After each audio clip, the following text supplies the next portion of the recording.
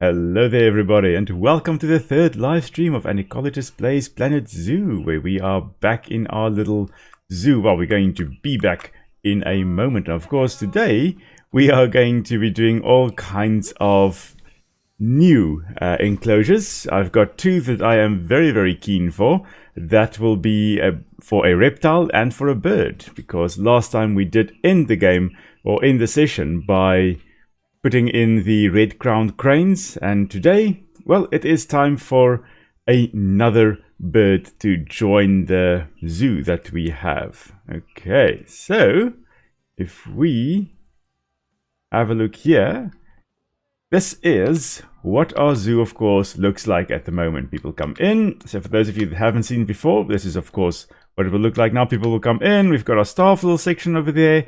Still quite boring. I still have to make that nice. We've got our restrooms over here, because the first thing anybody needs, of course, would be the restrooms. Then we've got Timon and Pumbaa over here. We've got the meerkats and the... Oh my word, there are lots and lots of meerkats. Okay, so a whole lot of meerkats and some warthogs in this enclosure over here. We've got puff adder over here as well. Over there in this little enclosure here, a whole bunch of puff adders. How many have we got at the moment? Too many puff adders. Oh my word. Okay, so I need to sort this out again. Let's get rid of the older Amir. Amir is the father here in any case, and Amina we'll also get rid of.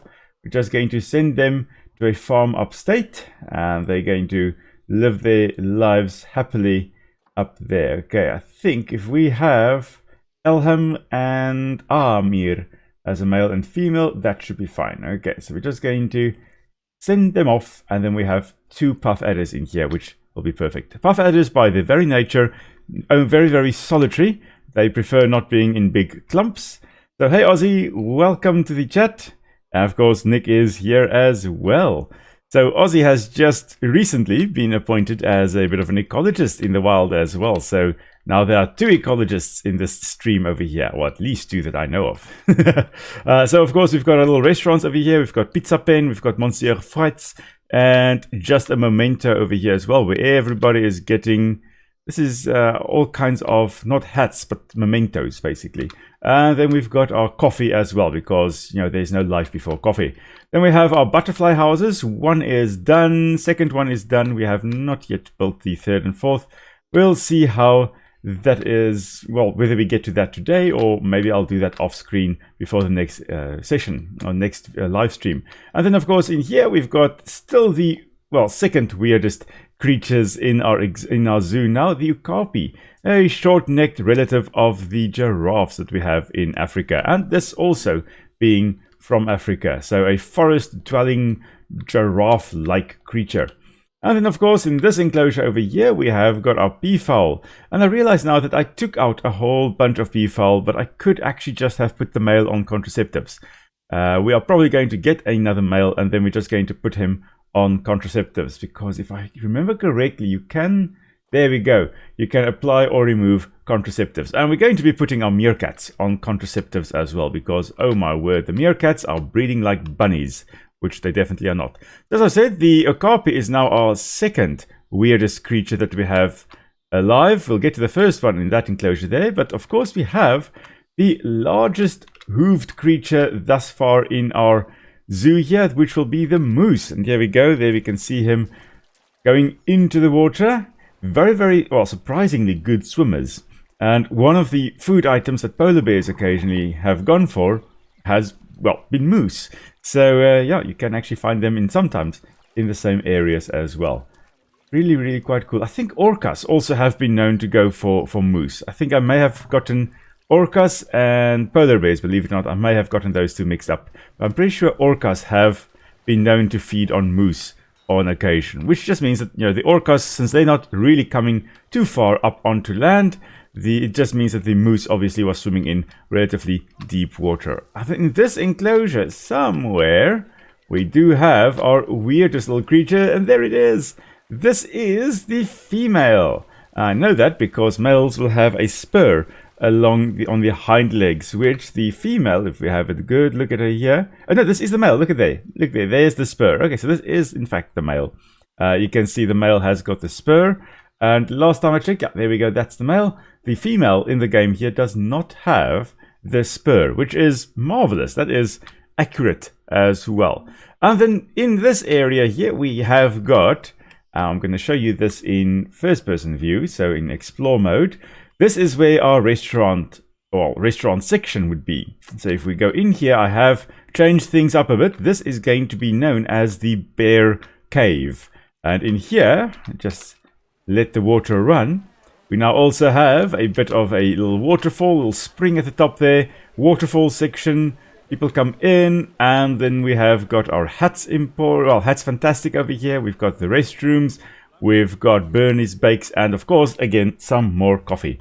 And so at night, all these things are going to light up as well. So we will have to come and have a look here at night time. Now, the solar panel was also down there, and I just obviously moved it up here where we actually have got some sunlight. So yeah, so that's our zoo at the moment. Now, for tonight, I've got two animals that I want to include. The one is the king penguin. I want to have some penguins in the zoo, and the African penguin, which we have here in South Africa, they're not going to do too well with the extreme cold that we have in our zoo here. We're already battling with some of our creatures that they're struggling, like the okapi, for example. They don't like the cold conditions. The platypus over here, they also don't like the cold conditions. So we're going to have to do something to try and, well, we're going to have an animal in here that can actually handle that. And for that, we are going to be putting in the king penguin. That's the one, the king penguin. And we're going to probably branch off from this area over here and bring a little pathway down as well. Okay, all these notifications telling me that all the butterflies have had offspring and all the butterflies have died. They can now just quickly stop a bit. Let's just get our path down first. We're going to have the boardwalk coming down. We're going to have a nice wide path coming down and just going down to ground level. And we are going to just have it winding all along here. And it's going to join the circle at that point there. Actually, I again need the actual, probably need some of the rocky paths here, since that is the texture that we have gone for, the paths we have gone for. Let's just quickly fix that consistency and all that jazz. We're going to have to put railings up on this as well. Okay, so this is going to be our little penguin exhibit. And as we had with the duck-billed platypus, we are also going to just quickly put it deeper. That's the stamp tool. We're going to go for cube. We're just going to stamp this a little bit deeper. That should work. And then we are just going to put in a little bit of a ramp to this side. I think this will work. Oh, that's the wrong way around. That should work. Okay. Not quite. Oh well, it's going to be. We'll figure something out. Okay, right. Anyway, messing around here. What I need to do is actually flatten the terrain here just a little bit so that it's more even, and we can actually have an area for the penguins to come into this little section, into the water, and exit again safely. And it's not so abrupt as we have here. Actually, I put the stamp down. I shouldn't have put the stamp down. I should have gone for flatten to foundation. Anyway, we'll do that quickly. And we'll have a little path or a little place where the path can actually come in. Okay. Now, paths. My least favorite part of this is getting the path right. Because there's always some kind of issues. Let's have a look here. Flattened terrain, perhaps? Like that. Okay. I think we can have tunneling on.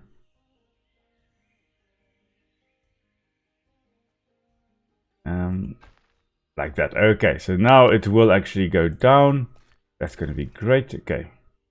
Down. No. I don't like the pathing system, but oh well. Let's remove flattened terrain. Let's remove tunneling. Let's remove that section there. always a hassle. And this is just to get the penguin enclosure ready, or the people viewing area ready. Like, come on. And then flatten. Next time I'm probably just going to have everything ready before I try to even build the pathways. Before I even start the stream. Anyway, I guess struggling with the pathing system is part of the game. Where do we go? I don't think it's... No, it is path support. No, I don't know. Path support, is that the problem? No, that was not the problem. Anyway, down we go.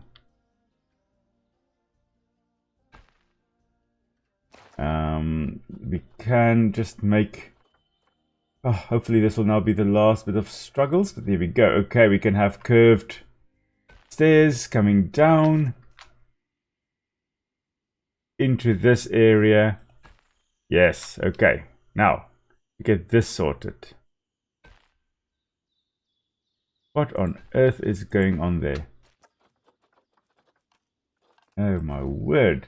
Okay, so anyway, for those of you who have joined in the meantime, welcome to the stream. We are, as always, battling with a pathing system. But here we go. Okay, let's have a look here. Can we get some stairs down? Thank you very much. And a short little viewing section. We probably need a little bit more than just that. Maybe, no, I don't think we can have a fully enclosed area, but maybe we can have just a little bit. Just like this. Little side section where people can also... Oh, come on.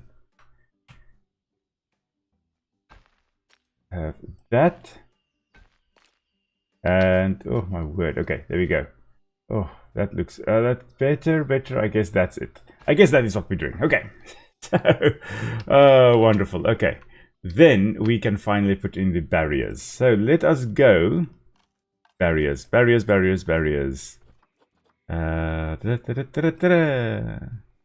This one doesn't have the... Oh, it does have curved. Okay. Wonderful. It's not, however, technically waterproof. But that is just going to be fine. We are going to adjust that in a moment. 6 meters. 6 meters seems good. And we'll just have curved. There we go. Okay, not sure what's happening there. Why not? I think it is too steep down there, so maybe we should just quickly get this less steep to the side. And then I just kind of... There we go. This should be better. Perhaps smooth it a little bit. Okay, it'll be great to actually get an animal to be talking about that animal, but we're going to get that soon enough. Okay, let's have a look here. Get the barrier. There we go. That works better. Better. Okay. And we're just going to have a short little one like that. And then go larger. Oh my word, the controls. Okay, there we go, that way. Straight. Over here, over here. You guys are getting a very nice close-up view of all the chaos. Okay, there we go, finally. And then we can get to the fun bit, which will actually be to make the exhibit look nice. Actually, let us try and see if we can also just build under this. Yes, we can. Marvelous. If we can just, I think, attach over here, that is going to hopefully help with the shelter for the creatures. Or the little penguins. Now, in case you were wondering why on earth the thumbnail says penling, it's because if you haven't heard of or seen it yet, there's a video with Benedict Cumberbatch, who he did a documentary on penguins. Well, actually on New Zealand. I think it was partly on penguins. And he could not, for the life of him, pronounce penguins correctly. it kept on calling it things like penlings, penguins, everything except penguins, which it was supposed to be. So it's a bit of a little of a joke there, saying that, yeah, penlings instead of penguins. So in our friends, well, some of us do call these things penlings rather than penguins, because it's just, you know, it's funny. Anyway, so that is the more or less the majority of that sorted out. One thing I can still do is just make a bit of an ice shelf, which will be similar to what these little creatures would actually occur on. They would be sections of ice that you'll find floating. In this case, it's not going to be floating, it is just going to be a part of, like, Antarctica. Although king penguins don't really occur in Antarctica itself. They may occur there occasionally, but the emperor penguin, which is the one from Happy Feet, they do occur in on Antarctica. The king penguin, the one that we've got in this game here, they will actually occur in more the sub-Antarctic islands rather than Antarctica itself. Let's actually just get a little pillar going down here so that it looks realistic, or relatively realistic. There we go, attached to that. And if we now take this entire area and we... no, Control Z. I did not want to make everything. I wanted to keep the wood for that section. Just want this all the way... Come on. All the way here. On that to be concrete. Where's the concrete?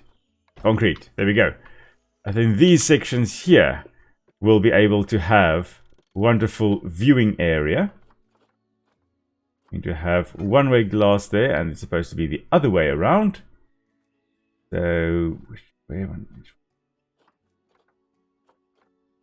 I think it's this one. One-way glass, that way around. Okay, so now if we put water in here, this should look quite nice. Ah, okay, so it's not too deep. Could have a little bit deeper. There we go. That's going to be marvelous. Nice deep area for the penguins to also swim. Now, king penguins are capable of diving surprisingly deep. 300 meters, or 354 meters, I do believe. Hey, Meow, welcome to the chat.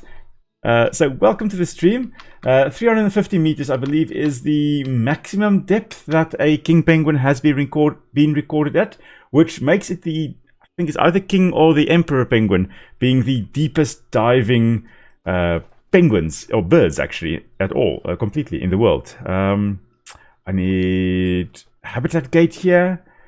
And we're just going to put that in here so that our wonderful staff, which will be in charge of making sure the penguins or penlings are happy, they can actually enter into the enclosure here. Okay, now let's just smooth out this little section over here, just so that we know the penguins can actually come on here quite nicely. So, of course, Meow, as always, if you're welcome to ask any questions you have or any comments you've got as we go along. I am always happy to answer any questions or any comments you guys may have.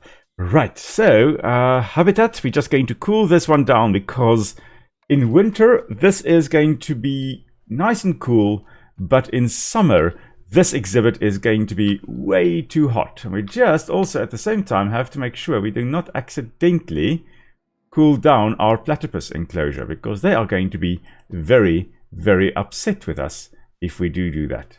So let's just get one in this area. And I think if we have people that come into this area must feel the chill. So I think we'll do like that. The temperature, yeah, we're going to put it at, I think, yeah, let's make it a little bit smaller, I guess. I think we can also make this one, the range, a little bit less. I knew there was a way to change the range. And the temperature is going to be nice and freezing, nice and cold. So, since we are going to have penguins from the sub-Antarctic, it just makes sense that, first of all, we're going to put a lot of rocks in here. We're going to have a base cover of rocks in our enclosure here, because the islands on which they occur are also extremely rocky. So, very little vegetation present there. It's a very boring enclosure if you don't have any plants, but we're going to make the best, or try to make it as interesting as possible. We're just, first of all, coating this entire enclosure, and we're going to just remove the water to do this. We're coating the entire enclosure with rocks, so that it looks nice and, well, rocky, I guess. And then we're going to put in some sand, we're going to put in some soil, we're going to put in a whole bunch of snow as well. Right, so that's a nice base cover. Now, of course, very rarely on Earth do you have things like rock and then sand, just like that. Instead, you'll have more rocks, and then you'll have a fine grade or a more smooth transition. That was actually accidental. I thought I had the right one here. We're going to have a mixture of some finer textured rocks in here as well, so that there where the snow shines through or isn't as dense, you can actually see a whole combination of rocks, not just one rocky texture below here. Okay, so we're going to make this look nice. Of course, you'll have some sand settling out at the bottom over here as well. We're going to put a nice little sandy bottom at the bottom here. And technically, there'll be all kinds of little crevices that the sand would also settle in here on land. Now, we're going to put a nice little sandy area at the back here. Nice little beach-like environment. We're going to put some nice soil down as well. And again, we are just lightly coating the rocks here so that it looks a little more natural than just. And immediately it looks, you can see it's not just rocks. It's actually quite coming along quite nicely. Hey Hans, welcome to the chat. Welcome to the stream. Glad you could also make it. So we've got a whole bunch of people in here. Hello there, everybody. Yeah, 19 isn't cold. Now, of course, if you are referring to 19 Fahrenheit or 19 degrees Celsius, here where we are in South Africa, 19 is a very nice mild day, but that is Celsius, not Fahrenheit. If we were to experience 19 degrees Fahrenheit, we would all be dressed in extremely woolly clothes. Right, I think that is enough for that. Now, all we need to do is just wait for the area here to chill. Oh, the okapi is about to have baby again. Hello there, we're witnessing the miracle of birth again with the magic babies being just plopped into existence. But this is marvelous. The okapi, of course, being threatened, so it is an endangered species, and when the young one comes of age, it will of course be released into the wild as well. The whole idea of this zoo is then to, of course, have captive breeding programs so that we can bolster the wild populations. And there we go, there's the little baby. What's your name? Obi. Obi, like, I think we can actually just, can we not, oh, here we go, you can rename him. Since he was already Obi, we're just going to call him Obi-Wan. There we go. Since this is also May, I mean, it was Star Wars Day a few days ago, so yeah, Obi-Wan is here. Hello, Obi, you cutie. Oh, okapis are really such adorable creatures. Like fluffy little misunderstood giraffes. Anyway, but I was looking at temperature-wise. Oh, nice and cold. Nice and cool in this area. I think we can actually make another one. We'll just duplicate this one and just bringing it right over here. Hopefully it's not going to cause the platypus to be unhappy. Oh, okay. Okay, European peacock. I just thought for a moment one of our peacocks died. Thankfully it did not. Okay. 19 Fahrenheit is shorts and t-shirt weather. Only if you are in the Arctic or Antarctic circles are you going to say that. In South Africa, 19 degrees Fahrenheit, I mean, that's minuses. Like 32 degrees Fahrenheit is 0 degrees Celsius. That's freezing. And for us as South Africans, that is stay the hell indoors weather. Okay, so yeah.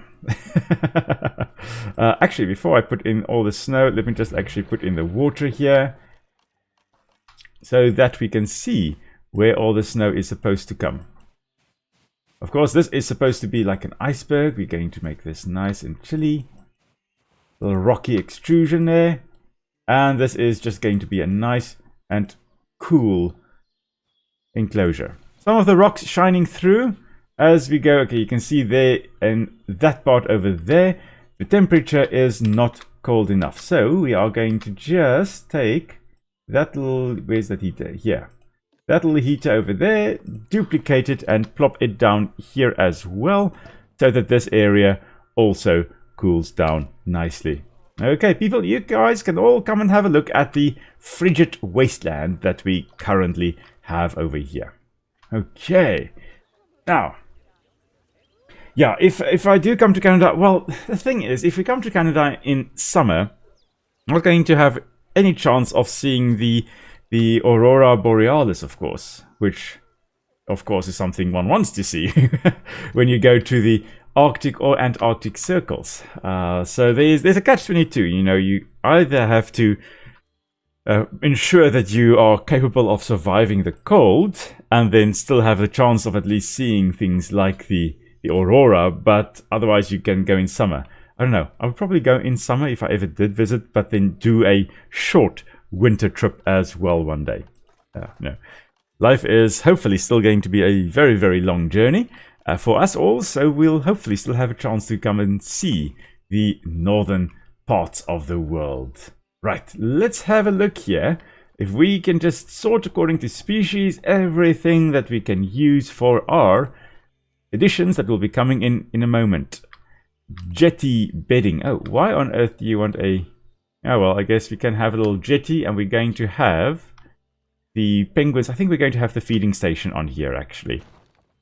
So we're just going to duplicate and move. Have a nice big jetty for them to actually come and sit on.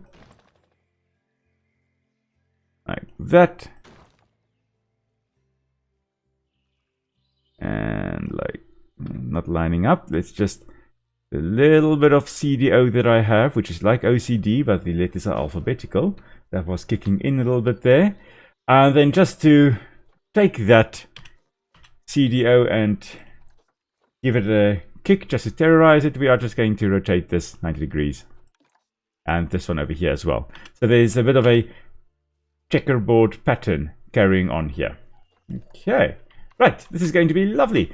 Now, of course, we can then have bedding on here as well, and we are going to put on some bedding in a moment. Let's just, because apparently they do want bedding, let's just put some nice bedding over here. Not have it twisted like that. There we go, like that. That should work. A little bit of a pile that they can sleep on if they wanted to, but we're also going to have a nice big pile in the area over here. I'm not sure whether they actually would even need this. Like, if you have a well-developed enclosure, surely they should not need bedding like that. Especially considering that for the majority of the year, they are spending their time out in the ocean, in frigid waters, and they are standing on the ice, looking adorable and freezing cold. So I don't know. Yeah. Anyway, we're going to put down some bedding for them as well. Right. Oh, the cobra chickens. Oh, yes. Oh, those cobra chickens. I would love to see a Canadian goose. One day. Not with it chasing me, however. That's where I'm going to draw the line, but I would like to see one from afar. Definitely. So let's have a look here. Feeding. Now, I know we can put this underwater feeding box in here. If we can just dive underwater, like here somewhere, should be able to actually introduce some fish into the water that the penguins can then eat. Hopefully it is deep enough so that they can actually eat that. Then we're going to put a large food tray on. I would love to put it up on here, but that means I would have to build a bridge. I'm not necessarily very keen on trying to do that. So we are going to put the feeding trough down here, where our keepers can also still access that. Right.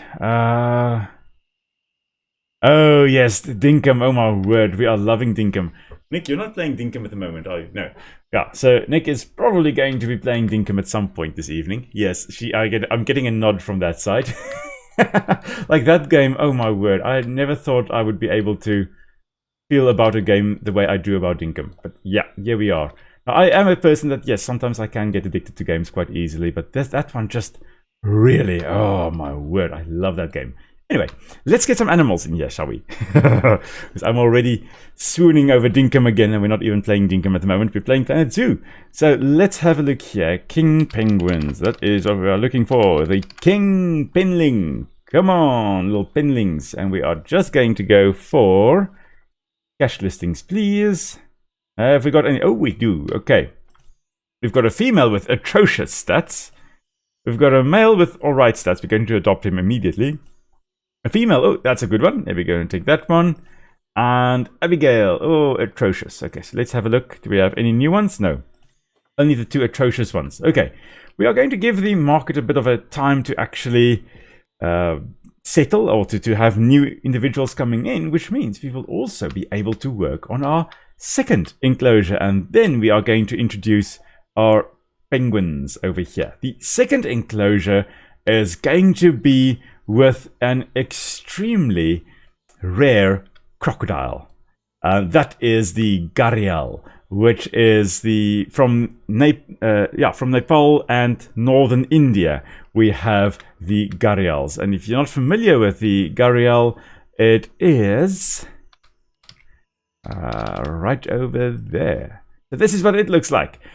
Slender crocodile, actually pretty much incapable of walking on land. So in the game here they are able to walk. In real life they really have to slide along the sand. They can't really walk upright. They're not built for life on land. Instead, very aquatic, very flattened tails, broad tails that they can use to swim with very effectively. And then, and we'll get to that there, the gara, which is the bulb at the top, at the tip of its snout there. The gara, called so because it's named after an Indian earthenware pot known as the gara. And that kind of resembles that pot. So that's quite cool.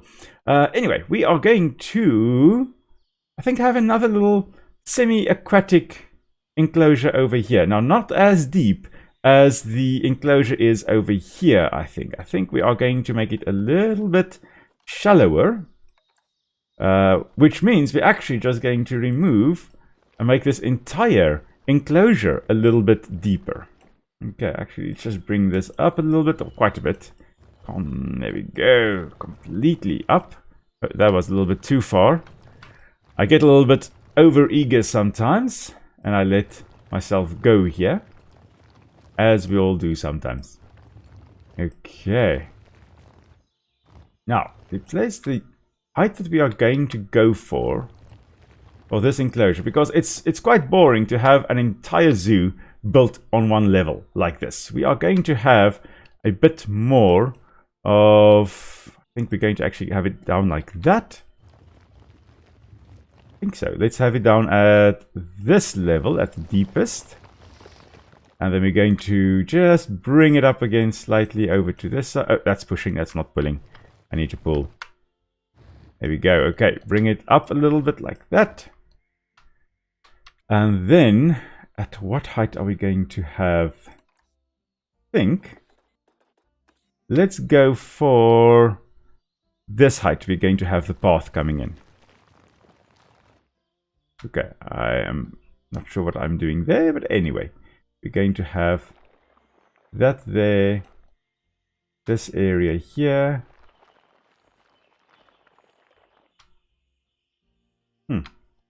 What on earth am I even... That's not flattened to surface. Okay. I guess it depends on who you ask, but that's not flattened to surface. Anyway, this is making a slope. I didn't know the game was capable of making a slope like this. It's quite cool, but it's not what the doctor ordered. Oh, yes, the red pandas. Oh, my word. I would love to put in red pandas. We're definitely going to put them in. Okay, so we're going to put red pandas in next then. After we have gotten our little gharials sorted here, we're definitely then going to be putting in... Oh, that's a flattened to surface, not flattened to foundation. Okay, now I understand what I did wrong. We're definitely going to put in some red pandas as well. Yes, I am loving that idea. Let's actually have like this. And then, this has given me an idea, and before I forget, I'm going to do this, paint it like sandstone. There we go. Okay, so, we're actually going to go into a bit of a sandstone cave here, and I have the perfect exhibit to come down here. We'll get to that in a moment. Okay, right. Speaking of Memphis, I know he was here a moment ago, but I think he has gone away a little bit again. Anyway, okay, let us get the paths ready here. I need to get rid of all that jazz there. And the only way to get rid of that is to just brush this slightly. Terrain, let's just push this away a little bit. Right, that. And then we'll have the path. Try to bring in the path again. And that was, I think, 8 meters wide. Yes.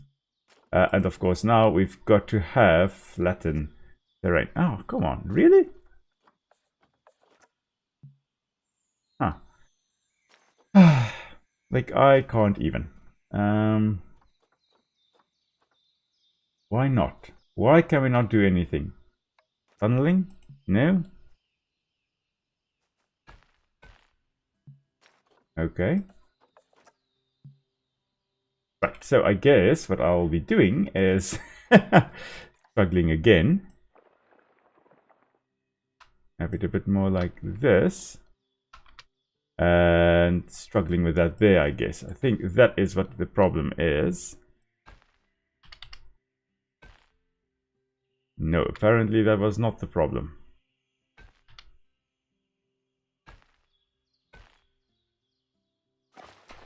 Okay. Once more onto the bridge. Once more. Let's go down. Okay.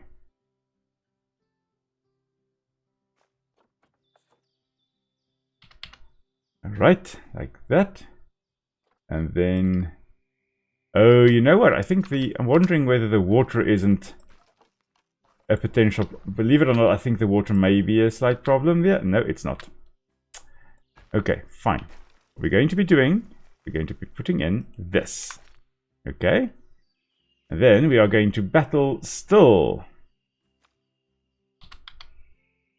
Put this in. Like, why? I think, I suspect I have the barriers too close here. I think that is, again, the problem. Oh, my word. This game sometimes, as marvelous as it is, sometimes it irritates me a little bit more than it should. Okay, let's try this again, shall we? We're going to remove that one. We're going to go down. Nope, still nope.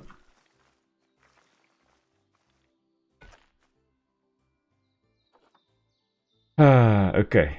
I have messed up big time. Can I get anything back? Can I take it back to the way it was before I messed it up? I don't think I can go back that far. Coming... Oh, I can. Okay. Right. I need to do something here so that I do not lose my path, because that was way too much of a hassle. Okay, let's have a look here. My phone has switched off again, so I need to get the chat back. There we go. Okay. I know, red pandas are really such adorable creatures. Oh my word. Like, of course, not related to the pandas. They are, well, people are still trying to figure out what on earth they are related to. So, yeah, you may be correct. They may not actually be from this earth. They are such weird creatures. Why am I always battling with the paths here? That is my only problem with this game, is the path. The pathing system is atrocious. Okay. Again, we are battling here, and we can't make that there because, I don't know. Yeah, we still can't make that there. Okay. This does throw a spanner in the works. We're going to have to leave this area undone. Let's continue to this side, where things are hopefully a little bit easier. Let's actually continue with our little pathway over to this side. That's what we're going to be doing. And we are going to just meander along this enclosure here. Why can we not do here? Okay. Please do not give me trouble with cannot build here, cannot build here. Okay, so we're just going to meander between all these, or between this enclosure and the next one. and we are going to make this next one the gharial. That is what we are going to be doing. And we are also going to just suspend, make a nice platform at the top here. Like that, and then like that. And then make another platform. Kind of like weird raised platforms. And we're going to make it out of wood, like that. There we go. And we're going to put in path supports, like that, that, and that. Okay. We're going to have this a little bit lower down. Like that, that, and that. There we go. And then we are going to have a little something. I guess that's something, but it's not what I was looking for. I guess that could work. And then we're going to have that extending like that. So at least people with wheelchairs will be able to get up to this platform here, but not the other one. Okay. We're also going to have just a little section over here, just a little halfway point. I don't think this is going to work. No. So Control Z, Control Z. Yeah, that's too steep. Okay. There we go. We'll have another little section over here. Oh my word, okay. Yeah, so that area is definitely under construction. Due to the pathing system messing up my jam. Going to have that, and we're just going to have, again, people with wheelchairs at least will be able to walk on here. I just realized that people with wheelchairs will be able to walk on and then accidentally get sidetracked and just plop into the enclosure, which is not going to be good. So let us actually put railings on the elevated sections, because that, as someone with severe fear of heights, is something that I do appreciate, is if at least there are railings on things. I do not do well with heights. Like, I'm already tall enough as I am. I do not even want to stand on a chair if I can help it. And Nick can testify to that I am terrified of heights. Now in this area, I think we are going to put a nice little bathroom again, a little shoppy, all kinds of things. And then we are going to make the gharial exhibit on this side. Now we do have the water filtration over here, which unfortunately is looking quite bad. So let's just quickly hide that, shall we? And we're going to hide that with some kind of wooden structure. Wood. There we go. Let's go for, yeah, Arctic panel, Arctic wall. There we go. It's relatively boring. Doesn't matter. Doesn't need to look pretty. It just needs to hide this. At least a little bit. And then if we have a 1 meter high wall, that should work. I think that works. Like that. Or maybe this one should be away. There we go. And then we can just have our little roof at the top here. You're just going to put it like that. Let rain fall straight on here. That's not a good idea. Maybe we should have it like that. So, no, not like that. I guess it is like that because I accidentally put this wall the wrong spot. There we go. Now it looks perfect. Okay. And then we're just going to put in a little bit of a wall there just so that it looks good or better. And up we go. And then just a little 1 meter long slope. Right way. There we go. Up there. It looks quite boring, but I'm going to jazz it up somehow at some point. Kind of looks like an outhouse as it is at the moment. Anyway, we're not going to worry too much about that. We can hide it with foliage if need be. And then we've got more than enough money. Let's just quickly have a look. Actually, don't want to go in here. I want to go into the animal market and see whether we have some more penguins available for us. There we go. We've got another female. That's better than the previous ones. Oh, that's very average. Oh, that's poor. Oh, that's horrible. Okay, we're going to ignore those ones. So, let's see. How tall am I? Well, in meters, about 1.89 meters, which is... Oh, I don't know what that is in feet and inches. Nick is on it. We'll find out. 1.89 meters. Round about 1.89 to 1.9 meters. Somewhere around there. if barefoot. Like in 5-inch heels, I'll be 5 inches taller, obviously. Okay, so 6'2" apparently. That's my height. Makes sense, yeah. 1 foot is about 30 centimeters, yeah. I think, more or less. Anyway, so 6'2". But yeah, the undo tool, I'm loving the undo tool in this game because, oh my word, I'm using it so much. Let's put a barrier. Now, what barrier would be best for crocodiles? I am going to go with the steel mesh, which will allow people to... No, I'm not going to go with the steel mesh. You know what? I'm not going to go with that. I'm going to go with logs. I'm going to go with my default. Going to go with logs.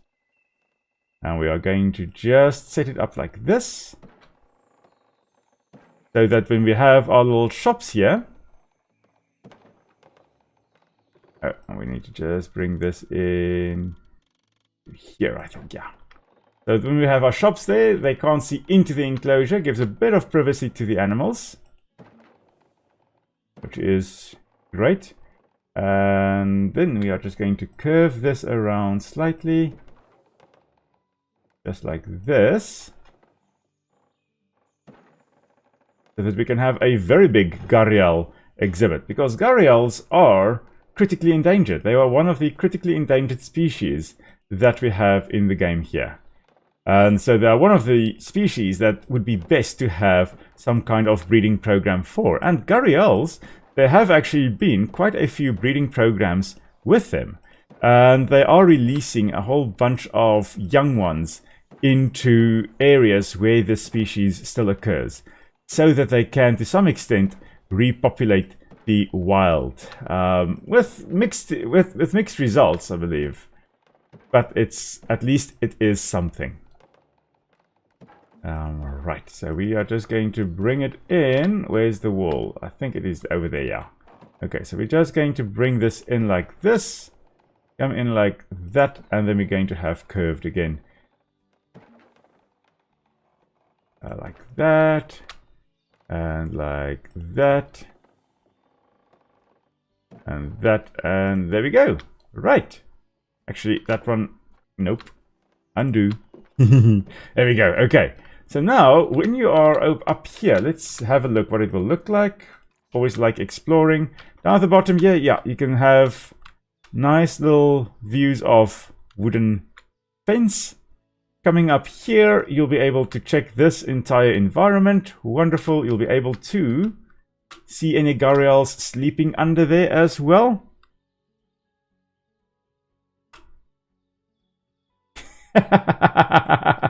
Well, Hans, you are a Canadian. Canadians must have magnificent beards. Otherwise, are they even Canadian? That's just like whenever I picture a Canadian, it's always with like a full set of beard. That's the only way I believe that you are all able to survive under those frigidly cold conditions up in the far north.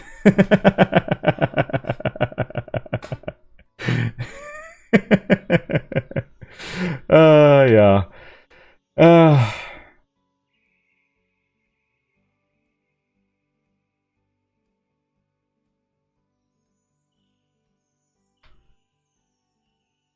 So, let's have a look. I have got I've actually had a bigger beard at one point previously.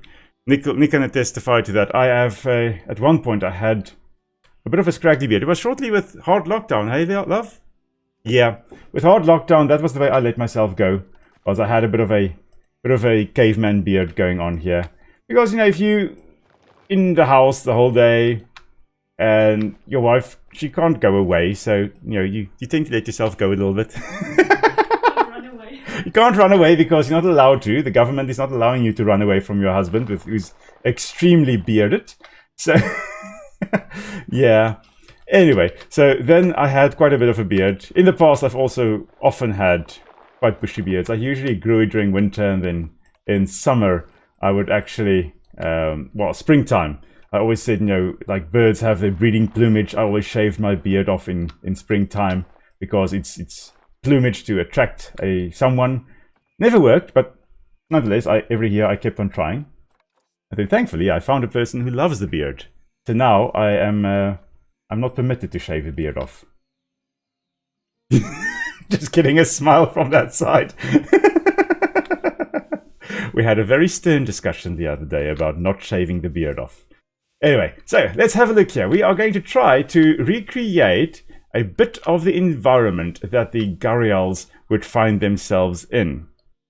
Right, so how are the penguins? Well, the penguins are coming along.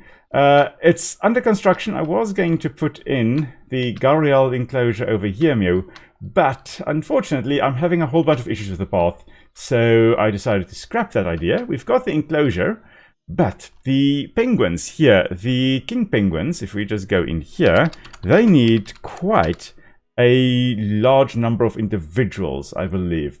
You need at least 6 for them to be happy. They are extremely social creatures, especially when they are in their colonies, in their breeding colonies like they would be here. So until we actually have 6, we can't release them, or we shouldn't release them then. So I'm just going to just quickly check how many king penguins do we have. I may actually have had a few coming in from other zoos of mine. No, we just have the 3. Okay. So we still have 3. Let's refresh here. Oh, that's an atrocious one. Oh, that's very average. Oh, that's horrible. Bad. Bad. Oh my word. No immunity whatsoever. Okay, we're going to wait for better ones to come in. So unfortunately, no real penguins in the exhibit yet. We are just waiting for the zoo to, or the shops. What's it called? The market, the animal trading market. There we go. That's the word. The market to stock them again. In the meantime, we're getting our gharial enclosure ready by creating a bit of a marshland type of environment. They're actually not really found in marshlands. They found more in... Oh, okay. I have an entire... This is... Yeah, that may be too much. Okay, so we'll have that. They actually found more in rivers than in marshlands like this. So we are actually going to mimic more of a river system. And to do that, we're just going to dig this area, I think, as well. Let's just sculpt this down a little bit. Let the little river come along here. All along the side here. I think that's going to be nice. Let's bring it in here. Let's get rid of the water there. Bring this along here so that the water is shallow over there, but still in existence or still present. And then... There we go. Okay. This could work. Let's have a look. Oh, that's a lot of water. That may be too much water. We're going to need to make some islands. Always a case of, okay, what looks good? What can we work with? We're going to make a nice little island there and just push it a little bit more to this side so that the water... Okay, I've completely submerged that area again. Oh well. Oh my word. Okay. Pull it and just make it smaller. So that we get a section of land out of the water. Actually, let's put it like that. So it's connected to land over there as well. And then we'll just smooth all of this out. Okay. Let's smooth that so it's not too rugged there. Unlike my beard after 3 weeks of not shaving. Or trimming. Go, not too much ruggedness there. There we go. That's going to look nice. Yeah, there we go. There's a bit of a river, a little bit of a stream. And deeper water, shallower water. There we go. Now, we need sandbanks, and we need a lot of it. Because these little guys, the gharials, are really bad on land. And they kind of just drag their bellies along, and they need sandbanks to bask. Now, the sun is... Which direction? I think that's north over there, so the sun would shine... Actually, no, that should be south then. We're in the northern hemisphere, which we are. Sun is going to travel along there, I think over there. Currently the time is... Oh, no, it actually sets over there. I am confused. I am in the southern hemisphere, that is what I'm used to. Okay, so these poor little guys are not going to have massive sandbanks to bask on. And that sucks, so let us adjust that, shall we? let's make a little sandbank over here. Nice little sandbank for them to actually bask on. Now, in the wild, sandbanks would actually be what they really compete for. They're not social animals. They don't occur in social groups. However, you will find them in large numbers, well, relatively large numbers, in the same area, in close proximity to one another.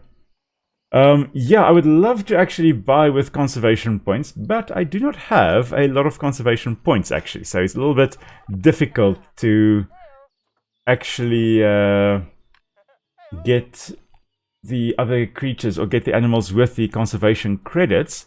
Let's just refresh this list here. That one there, that's not the right one. We're going to take her. And no, that one is horrible. Okay, let's have a look here. Let's have a look. How much conservation credits do I even have? I don't think I've got much. Then again, these guys are not that expensive. The most expensive is William. Oh, well, William is not fertile. Okay, we're not going to go for William. Oh, these guys are also really horrible. This one could work. Let's get him. No. Maybe. Horrible. Alright, at least there's a bit of green there with fertility. Let's adopt these little ones. Okay. Now, we should have enough. 1, 2, 3, 4, 5, 6. Okay. We can take all of these. And we are going to send them to quarantine first. Because goodness knows where they've been. So let's just deliver them to quarantine. I almost thought, okay, well, then we can bring them into this enclosure. But this is not their enclosure, is it? We do need some more staff. So let's just get that staff. And I still haven't gotten to actually getting everything sorted in terms of the work zones. I'll probably do that off screen before, hopefully, before the next one. Let's just get some more caretakers because there are lots of new paths now that will be used. Have I got bins? Yeah, I have got bins up here. That's good. Okay, we're going to need some bins over here as well. So we've got caretakers. We'll need keepers. 3 keepers, I think, should do the trick. And they're just going to plop down from a height that would kill all mortal people. Yet they are clearly super, well, super people. So let's have a look. There's some security vendors. Yeah, we do have a few vendors that need to have breaks in our bear cave down here. So we're just going to plop down some of them as well, so that everybody can have a break occasionally. And then what else do we need? Vets. Yes, let's get 2 more vets, just because. They're only really there for the research. Educators we'll get later. Okay, and then just because we can, let's watch these people fall from 1.5 stories up and survive. Amazing. That's awesome. Anyway, let's get all of these little penguins over there. Right. Are there any of the large reptiles that make large social groups? So the only real ones that you'll have the closest to really big social groups would actually be the gharials. They can occur in groups of 60, I believe, or so. So they can actually occur in quite large numbers in a relatively short stretch. And that's what I was actually getting to earlier. That is why they're not really competing with one another for resources. There's enough fish for them, or not for food resources at least, but they do compete with one another for these nice basking spots that they can then use to heat up and control their temperatures. So we're just going to put a nice little sandbank on this side as well for them. Some coarse sand. Actually should have had the coarse sand under and then the fine sand over the coarse sand, but oh well. Staff are having to queue to... Oh, the quarantine. Oh, that's what's happening. Okay. They're queuing to get the penguins into quarantine. Yes. Stop giving me that one. Thank you. Okay. Anyway, apart from that, most of the cases, if you're looking at large reptiles, most of the cases are that they will form not so much social groups as loose mobs. If you look, for example, at the Komodo dragons, they also will form loose groups that kind of hang out in the same area, but not really socializing per se. Of course, if there is a kill, they also then congregate and they all feed on there with relatively little what's the word? Fighting. Well, it's a different word that I was trying to think of than fighting. But anyway, very little fighting between them. Anyway, so do they form family groups or group by sex? Kind of just free for all in terms of both the gharial and the Komodo dragon. You'll find that they are just kind of all hanging out in the same area. Not so much just a family. You'll find big ones, small ones, all of them, but they're related, unrelated, the whole bunch together. And yeah, there's a meerkat that is about to mature. We are going to be releasing some meerkats into the wild in a moment. Okay, so some of the penguins have passed quarantine. I think all of them have passed quarantine.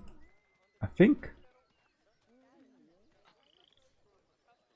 3 of them at least have. Okay. Ivy, Olivia, Evelyn, Charlie.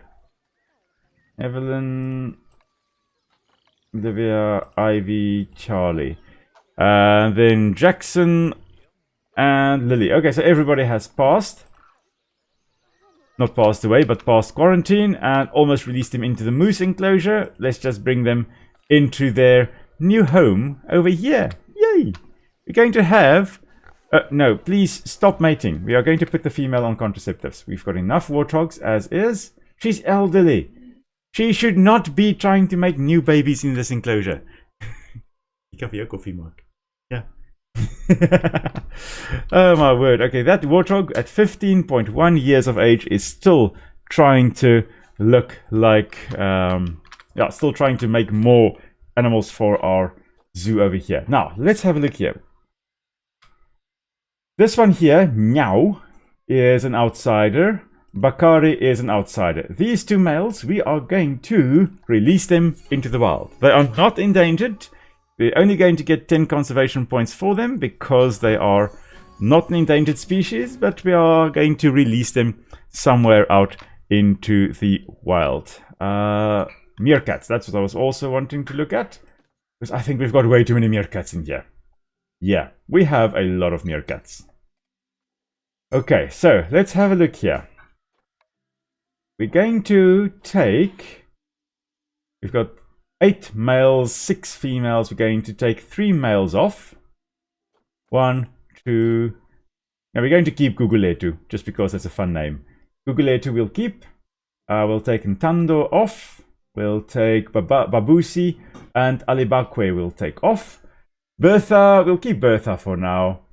Adoa will take off. And Chabi Singh will take off as well. And then these little ones will also release into the wild. Let's take these animals, release them into the wild. Gives us, 300 conservation points. Apparently, Chabi Singh is a very, very worthwhile one. Anyway, we're going to release them. They're going to form a nice little family group somewhere else. Peacock offspring season. I suspect the peacocks that's being referred to is actually in our butterfly house. Is this the peacock one here? Oh my word, there are way too many young... Oh goodness, okay.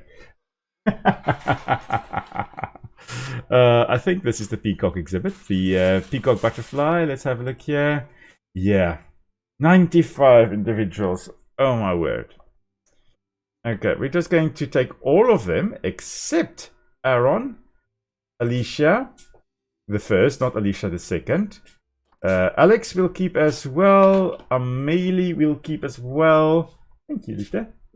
Arthur will keep and Aubrey will keep. All the other ones we are going to be sending off to go to other butterfly parks.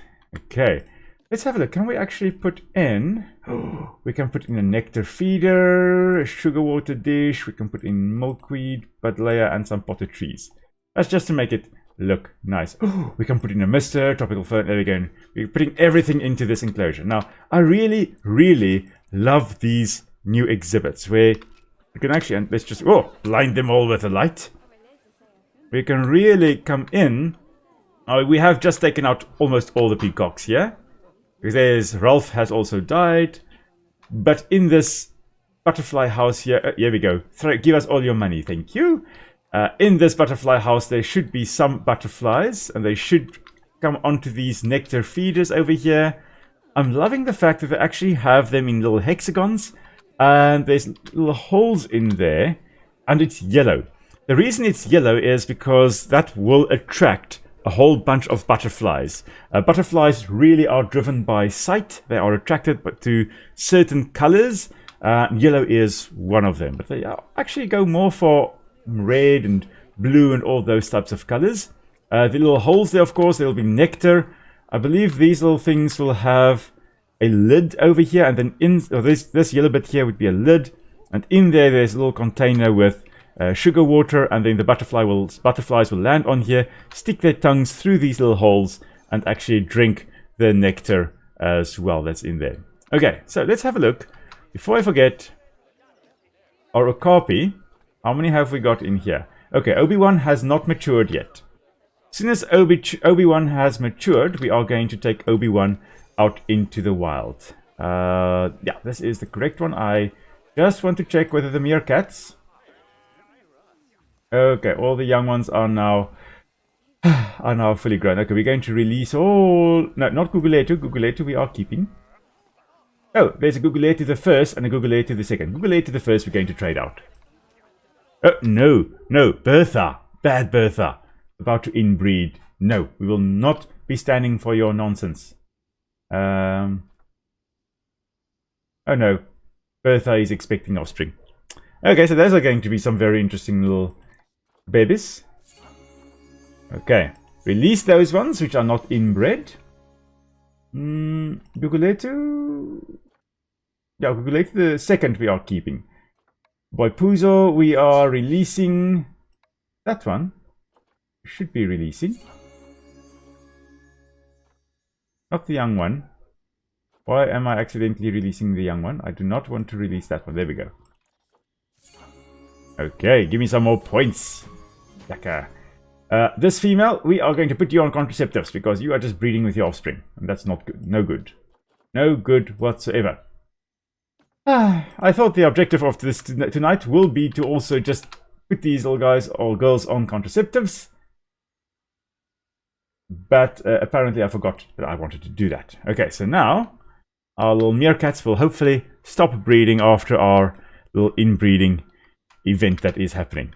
But I wanted to show you was also what this area looks like at night. Let's just switch off our light here. So this is our little food court area. Quite bright, the lights, but anyway, quite nice little illuminated area for people to come and have a look and get some things to eat. And as they enter, to also take more money so they can spend more money. Anyway, right, so let's get the gharials sorted. Let's actually have a look. Do we have any gharials in our area here? Reset, species search, gharial.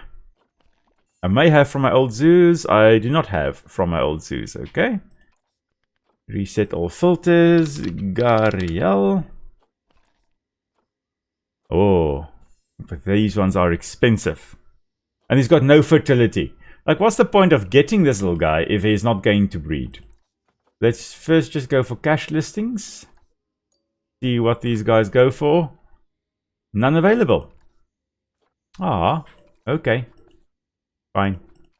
There should be some coming in soon enough. This gharial over here, yeah, we're going to take that one. Because he's quite alright, except for the longevity. That female over there, oh yes, 100% fertility. We're going to take her as well. Comes from the Wild Western. Oh, they do come from the same zoo though, so there is a chance that they actually are related. That is potentially a problem. This one's from Wow, oh my word. Yeah, that one we are definitely adopting. From a different zoo, that female. Hopefully the Vanya and Aditya will actually mate with one another instead of Aditya and Aja. Farhan. Oh. You know what? I just spent 5,000 conservation credits on the best gharial. We're definitely bringing him in. Right. I think Aditya is going to wait in the wings while we breed with Farhan and Vanya and Gadja. Any other females that are looking good here? It's way too expensive and zero fertility. Nope, not a chance. Okay. Right, we're going to be taking the gharials to the quarantine area in a moment. Okay, let's just put the light on here. Let's get time to pass so that we can actually work in daytime again. And then while we have got that, may as well take our gharials. Well, they're all... Now they do say they're all from the Frontier Zoo. Oh well, let's bring all of them in then. Think to zoo. Into quarantine you go, laddies. And lasses. Okay. Now, we will need some kind of shrubberies or plants in this enclosure, because otherwise it's just going to be a boring little sandbank with a river flowing through it. So let's just go for gharial GH. There we go. Gharial. If you look at where they occur, there we go. Very, very fragmented. It used to be far more widely distributed. The scientific name here is, there we go, Gavialis gangeticus. So after the Ganges River, and then Gavialis in Afrikaans, we call them a gavial. And that's from that genus name over there. Yeah, so gharial, of course, as I've mentioned earlier, coming from the gara, which is an Indian earthen pot, which kind of, and this is, you know, that knob at the tip there, which is known as the gara in the gharial over here. That is, of course, what gives it its name. Now, only the males will have that gara, as we'll see when quarantine is actually passed. We'll see that in a moment. Let's have a look here. Shame, these little guys need some enrichment as well. They've got no enrichment whatsoever. Socially, I think they're all right. I think they could need one more individual. Oh, there's no hard shelter. That's also what they were upset about. I forgot that they were upset about that. We're going to have to do something about that, I guess. Even though in nature they would be occurring in areas where there is no hard shelter, we're going to have to take care of that at some point. Okay, we'll focus on that later. What was I even going... Oh, I keep on forgetting what I'm trying to do here. Oh yes, I'm trying to look at what plants we can put in here that is from Asia. And if we're looking at which habitats they occur, they're obviously aquatic. And then they are tropical and temperate. Now, more tropical than temperate. We are going to put in some heaters in this enclosure again. But if we then go to nature and we filter biome aquatic, and let's go for more of a tropical look, shall we? I like the tropical look. Aquilaria tree, that's good work. Let's not have it aligned to surface. We need a big tree, not that big perhaps, but we'll just sink it into the ground, more like that. I don't know why I put it there, because putting it there is just going to shade out, technically, shade out their sandbank, which we do not want. We want smaller plants all along the sandbank here. Ooh, of course, we can get some lotus flowers in the water. That's going to be quite nice. Aligned to water. And we're going to just have random rotation on. Let's get a nice little cluster of them over here. Perhaps a little big cluster like that as well. And then just small little cluster of lotus flowers over here. There we go, that could work. And then in this section, perhaps just some cattails as well. That should be alright. Okay, right. One more like that. Right, there we go. Okay, there's a little cattail cluster, some lotus flowers or water lily type plants. We've got a tree, quite boring looking. We'll fix it when we have our gharials in the enclosure. Now, how are our penguins or our penlings settling in? Hello there. Oh, gorgeous birds. Okay, how are you feeling about life? In terms of your habitat, your terrain, there's too little sand. Okay, we'll fix that. Don't worry, we'll fix that in a moment. We'll fix it down in the water. There is enough rock, actually almost too much rock. Okay, we'll fix that. In terms of your environment, yeah, don't really want any plants, so that's fine. Social group, great. Nutrition, alright. But they want some enrichment. Okay, habitats. Enrichments. Over here. Oh, the platypus is about to have a baby. Okay, we have to go and have a look at that. I think with the platform here, they can come in from this side and from this side, but they don't have the ability to jump in from that side. Okay, that's fine. What is this? This is a... Oh, okay, it doesn't work. Okay, it needs a greater area of deep water, blah, blah, blah. Okay, so that's not going to work. But we can put in the mirror mobile up there. Let's see if we can perhaps just smooth it out a little bit up here. There we go, so it's not so rigid there. Okay. Habitat. What else? Oh, a block of frozen fish. Obviously, we can put a block of frozen fish in here, and the little penguins will be happy. Let's have a look here. How are you feeling now? About enrichment, you're feeling the same? Okay. Yeah, there we go. Okay. 87%. That's much better. Much, much better. Let's have a look at the platypus babies. Okay, apparently this female is going to give birth to babies underwater, which obviously is not what normally happens. She would have little eggs, and the eggs hatch quite soon after being laid. Actually, I want to check out, because last time I checked, the female did not have the spur on the hind legs. Notice there, the males had a spur that came out over there, whereas the female in this game does not have it. Now, technically, she would have not really a pouch, but almost a pouch in this area. Maybe it is a bit of a pouch, but she lays the eggs, and then she will keep them with her for a little bit, and they hatch, yeah, pretty few days. I think it's a few days. Very, very short period that they actually have the eggs, but as I've mentioned previously, typical monotreme, where they are egg-laying mammals, and nowadays I think there are 4 or 5 species of monotremes left. The duckbill platypus, which is the only platypus species still alive. There have been some ancestors discovered relatively recently of it. In Australia, there were some fossils that indicate that they were probably fulfilling the same niche of semi-aquatic freshwater monotreme. I think she's going to have her babies on land here now. But yeah, the only platypus left, and then there are some echidnas, spiny anteaters from Australia as well. And I think there are 3 or 4 species of echidnas in the world. Not sure whether she's had her babies, because if she did, they teleported to somewhere in this enclosure. Let's have a look. Animal-wise? No, we still only have the male and female. Okay, they were lying. She was not about to have her babies. Okay, so what we need here in this area, we need some bins. We need some bins, we need some screens over here to look at what's going on. So we need some education. That is what we need. Okay, so speaker-wise, we're going to go for one educational speaker right up here. And actually, we're going to bring it down to people height. Okay, that should be sufficient. We're going to have this talk about the king penguin, but it has no power.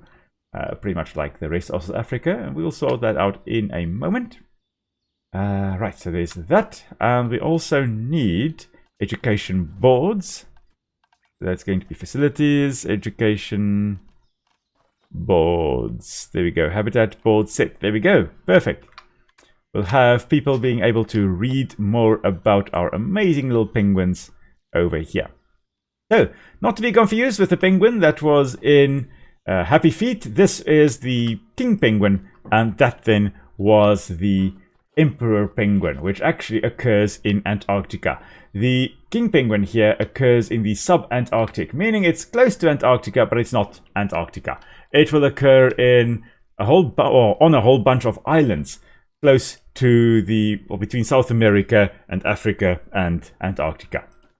So not at Antarctica itself, unfortunately. Okay.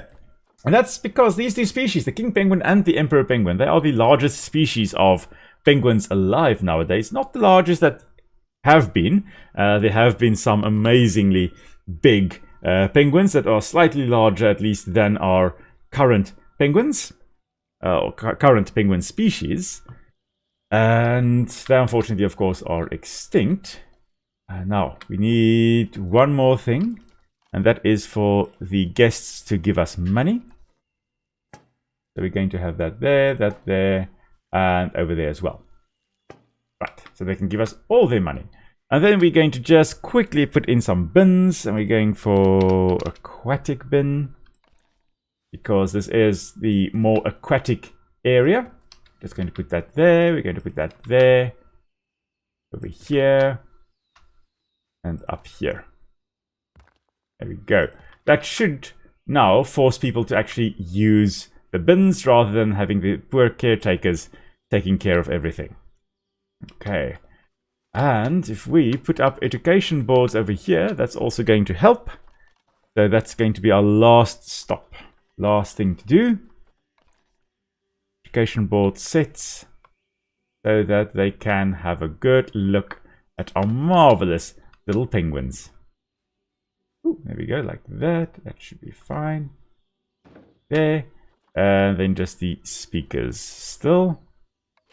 And we'll put it right here by the dustbin. So that, yeah. Go like that. Radius like that. I don't think it's overlapping. No, it's not overlapping with anyone, but it doesn't have power. Of course it doesn't have power. This one doesn't have power either. We're going to have to sort that out as well. Where is our power? There's a lot of air. Okay, of course, everything is smack bam in the area that doesn't have power. Okay, so how are we going to fix this? That's the question. Maybe a solar panel. Only going to fix this area though.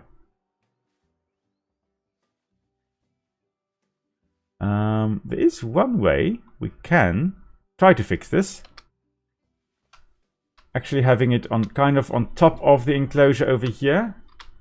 No, that's just going to look tacky. Okay, we're not going to do that. We are instead not going to have these things up here. Going to remove those things. People can just give us money without being educated. So we're just going to guest facilities, money boxes, over there and over there. And we are just going to put a little section over flatten to foundation.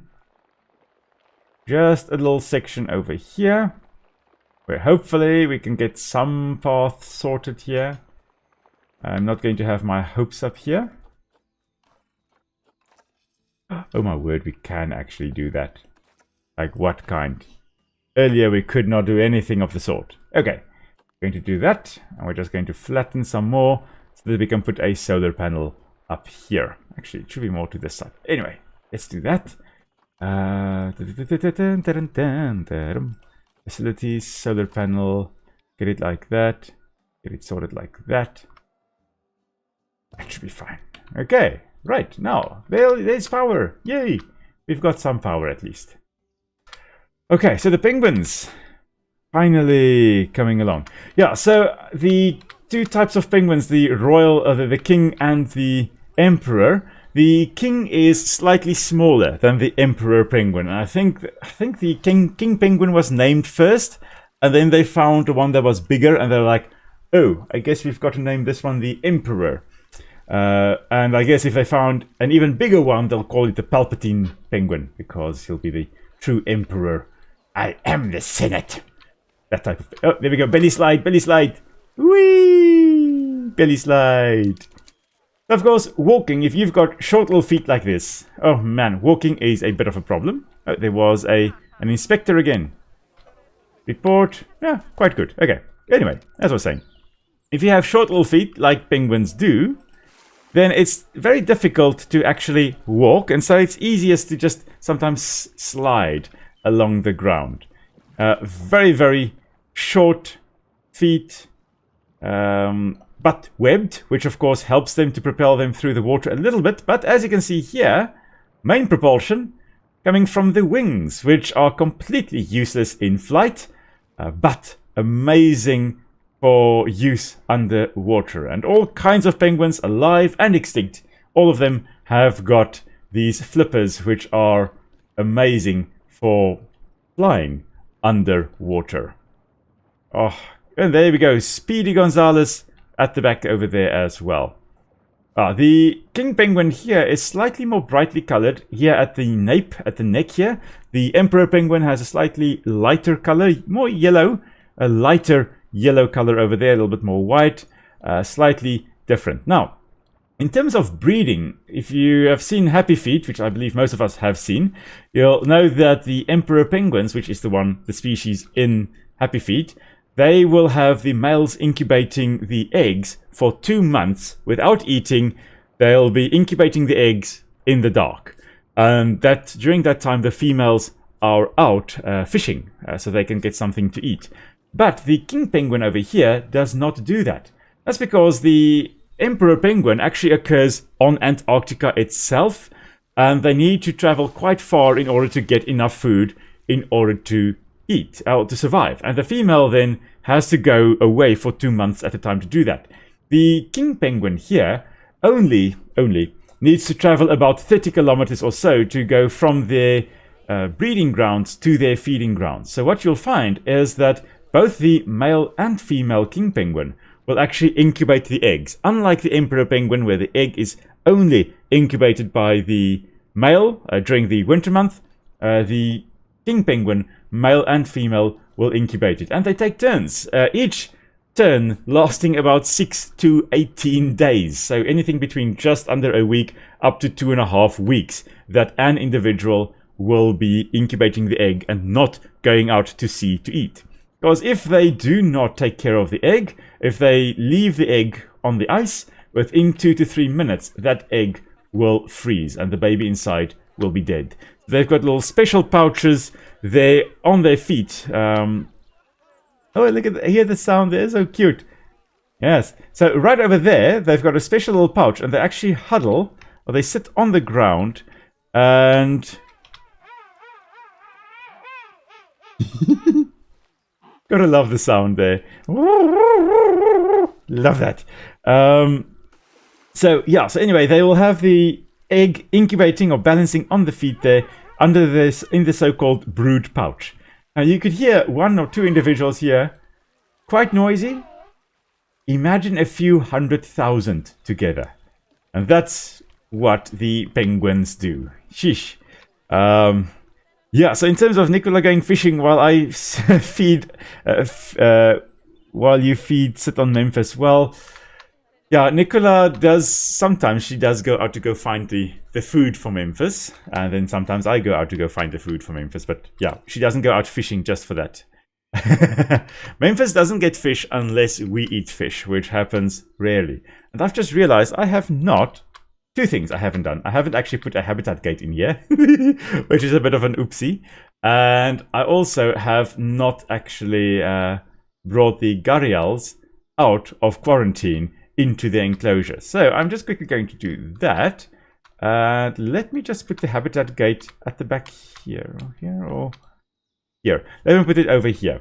The poor keepers are going to really run around to try and bring in the gharials, but that's all right. They can get the exercise. They need the exercise. Let's just get like that. I think is going to be best. And pathwise, let's just quickly change that to staff only. Thank you. And then let's bring our gharials, which will be in there. All of them. Come on, they must be. There we go. Ah, surely. Okay, move. Here, okay. There we go. Now there is a path. Come on, bring us our gharials, our first crocodilians.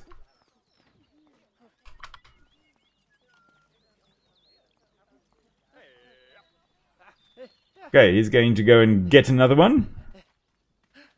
And then we'll come run, Forrest, run. Okay, quite slow. I think I can run faster than that. I'm not a very good runner, but I can, I think, run a little bit faster than that. But I've got a long road to go just to go over here and plop it down. Now, while we then also are getting our gharials in, we need things for them. Gharial. We'll check what that notification is as well in a moment. Let's just get gharial sorted. There we go. What is this? Ah, our moose is struggling. It's too hot, I think. Environment. Okay. I think I need to make it a little bit colder here. Yeah, shame. Yeah, this one needs a little bit colder. So we are going to do that as well. Cooler. Put that in here. And we'll set that. Oh, no, not 2. And let's just set that one to perhaps not 0 degrees, but like 10 degrees Celsius. Okay, that should be alright then for our moosey boy over there. Okay, gharials, there we go, coming in. And there is, that's a male. That is definitely a male. That is, I don't know, a second one that is directly in this one. There we go. That was a baby, that's a young one. Or they are just the females. Are the females really that much smaller? Could be. Notice this is definitely a female. Notice that she's lacking. And you can see the gharial in the game can run and actually walk quite easily. Whereas in real life they would really be dragging their bodies along. But you can see here the female not having any pronounced bulb on the front there. Or snout bulb as it's also sometimes called. Or gara as is the real term. But the males, like this one over here, they do have that. And that is used to communicate to one another, especially to communicate with other males in the general vicinity. So, could be to also attract females, considering that only males have it. Females do not have it. It could be that males are either trying to attract females or just trying to communicate with one another, trying to tell everybody, listen, this is my part of the sandbank, go away. But yeah, anyway, let's have a look here. In terms of terrain, not enough rock. Oh. And too much sand. Really? Really? You are complaining that you have too much sand? No. Doesn't work that way. Anyway, okay. Hard shelter. Perfectly happy with this as hard shelter. That's great. This is one way, I guess, then to actually make nice hard shelter. So you don't have to go and build a structure. You just build a pathway that goes over the enclosure. And then that's considered hard shelter. We need more rocks. We need less sand. Okay. Environment, plants, they can get more plants in. Okay, we are going to put in some more plants as well. Enrichment, there's nothing there. Okay, let's quickly get food for it. We'll take a large food tray again, put that in there. We can't have the fish feeder box, unfortunately. We don't need water boxes because there is enough water over here. But we need some enrichment. Let's go for the frozen blood pumpkin. Because why not? Okay. A rubbing pad. I wonder whether they actually would rub in nature. I don't think they really would rub too much against things. But oh well, let's say they do. I think. And then one last thing on the rock over here. A little water jet rock. There we go. Come and play with your water jet rock. Now, they should be quite happy with their enrichment. That's 81%. That's all right. I'm going to take that. Okay. Yeah, now I can imagine you don't want a hot and angry moose. That will be... Firstly, having a moose too close to you will already be a bit of a problem. And having an angry one that is hot as well. Yeah, definitely don't want that. We are just going to put in some heavy soil at the back here. Let's just get the terrain out here so we can see when it is enough. Okay, so that's going to be a nice bit of that there. Rocks you also want. Let's put some rocks more on this side. I guess. Still not enough rocks. Okay, fine. We'll put like that. Wish I really want a lot of rocks. Now, this is a sandbank. We can't have that. We'll have rocks, more to this side, I think. All along the river. There we go, okay. Come on, that should be almost enough. Hello, Cinnamon. Hey, Cinnamon is here. She'll pop up in a moment. She's just distracting Nick a bit.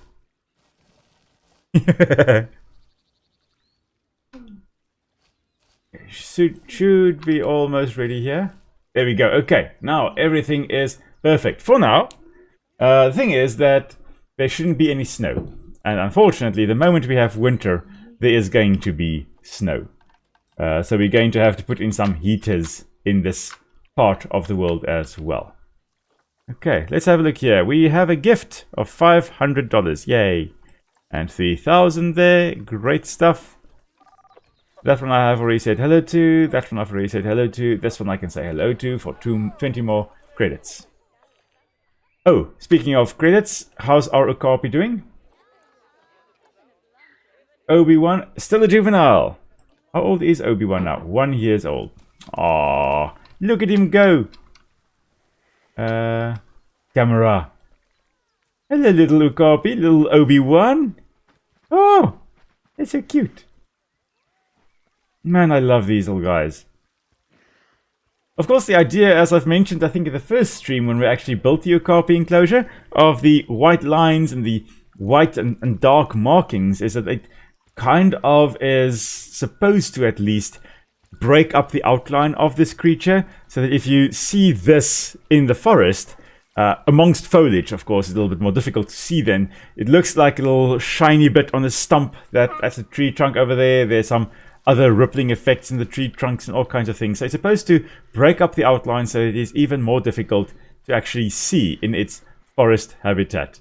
Of course, that there should be mother and little Obi-Wan over here just following the mother. Really such an amazing and cute little creature. Oh man. Love them. Really, really love them. Okay, so we have now officially got our little penguins carrying on here. Just kind of chilling, I see. Hello there.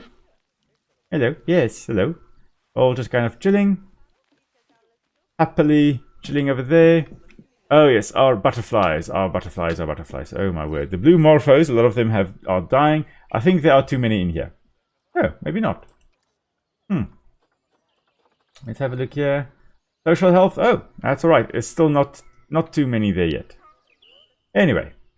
Now, there was something that I thought of doing in this area over here, which unfortunately was stopped because I couldn't get the paths sorted.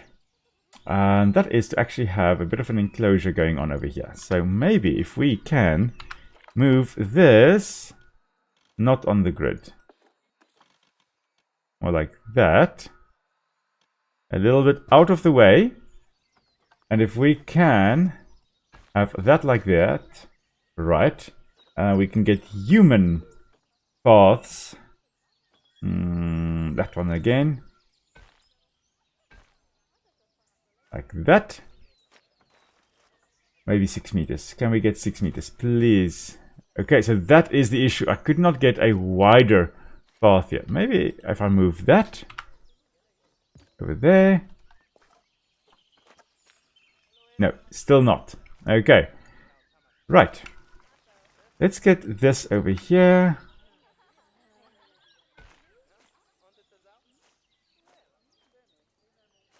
For some reason, again, this does not want to connect. Okay, it's not flattened terrain.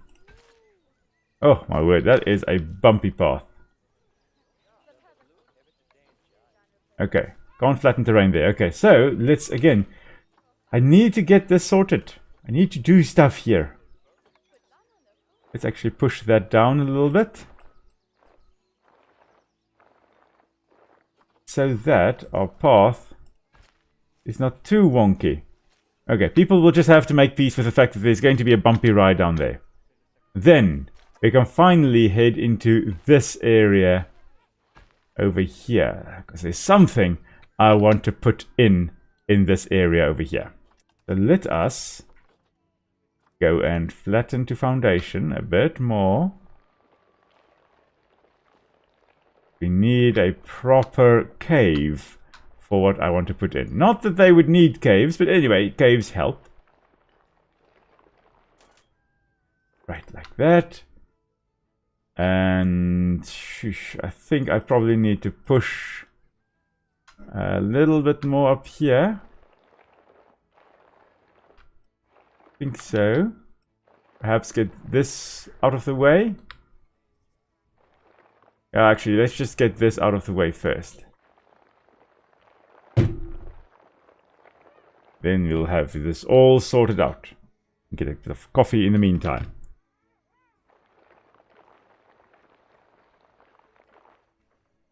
Right. Oh yes, I just remembered they have got the ramp option now, which is going to make this a little bit easier as well. Okay, so let's go and actually make a ramp here so that it is easier to get out again. What I want is a ramp up to here. I think I was right.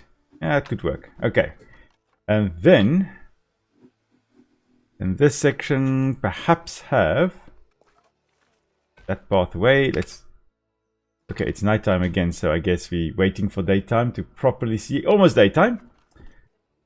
But what I want to put in is an exhibit.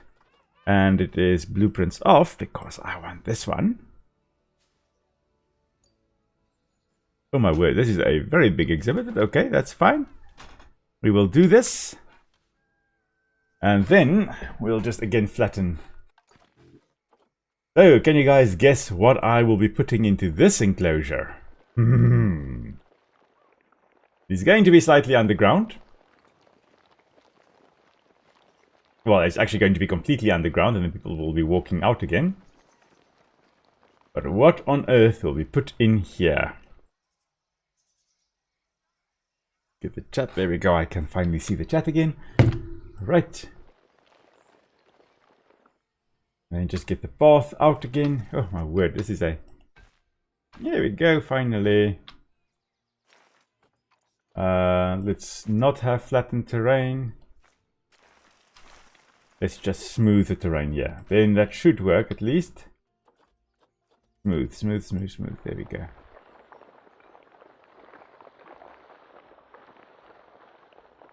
Okay. At least there will be a path here. Under construction, but there is a path up here.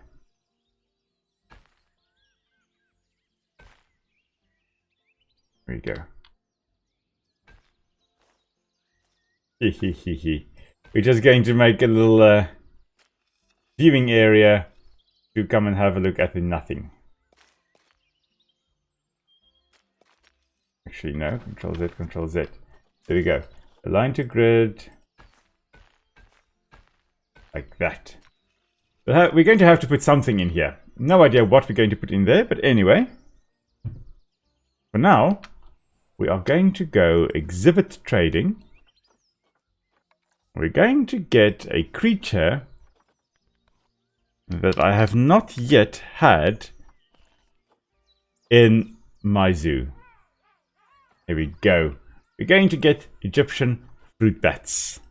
We're just going to keep on getting more. Oh, they're really, really poor quality, but oh well. As soon as one becomes available again, we are going to quickly snag it up. But we are going to put some bats into this exhibit over there. When we have the chance, we're going to do that. Okay, right. Our gharials over here. Let's have a look. How are they all doing? How are you doing? How you doing? With enrichment, meh. Everything else seems to be alright. Great stuff. So this, of course, being a critically endangered species, I think there is less than 1,000 of them in the wild left. Let's have a look here. The estimate, yeah, 600. Between 600 and 1,000, I believe the last estimate is. So really, not a lot of them in their natural environment. They really are critically endangered. And that is why we want to actually start a breeding program with him in here. Of course, zoos like the one we've got over here, potentially, or has the potential to really be worthwhile for conservation, to actually get projects going for endangered species. If run properly, those conservation projects... no, the gharial is about to inbreed. No. No, no, no, no, no. Okay, you are going to be on contraceptives.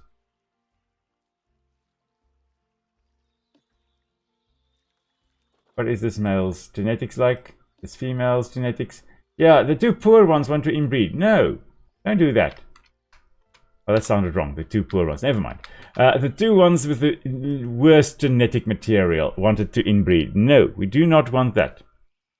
Okay, anyway, as I was trying to say, if run properly, breeding programs at zoos, like what we are trying to hopefully have here as well, can have the potential to actually save species from extinction. But if run poorly, then yeah, it's basically just a glorified getting money, and as much money as possible, which obviously is not what we are going for in this exhibit or in the zoo. We are going to make a nice little rocky area over here. Not aligned to water anymore. We're just going to have random rotation and actually put that off. There we go. Let's just make this a little bit more like that. And oh, that's a big rock. We'll just bring that in like that. We're trying to make a nice little rock feature over here so that we can also put some plants in here and it will still look natural, or relatively natural. And we'll do that. And we'll have this little rock up like that. Okay, now let's put in some plants. What we can have... No, I don't really want that big tree. I want a banana palm. Let's put that in the center there. And we can have a little bird's nest fern over here. Right over there on the rock. Nice and flat. Little basket fern will have a line to surface so that it can actually grow there. Actually is standing off a little bit. We want it more in like that. Great stuff. That looks good. Yeah, I like that. Okay. Let's have a look. Bird's nest. Yeah, big fern like that. Work. Actually dwarfing the one at the back there, so we don't want that there. We want it more over here, perhaps. Big old fern. Maybe another one right over there. And a smaller one right over there. Right. Let's see, what else have we got? Cattails, no. Don't want the cattails here now. We can have cordyline. That's a nice splash of color over here. Maybe a small one right in that nook over there. That little spot along the rock. Perhaps over there as well. Perhaps there. Yeah, a little cluster of them. And an elephant's ear. That could also work.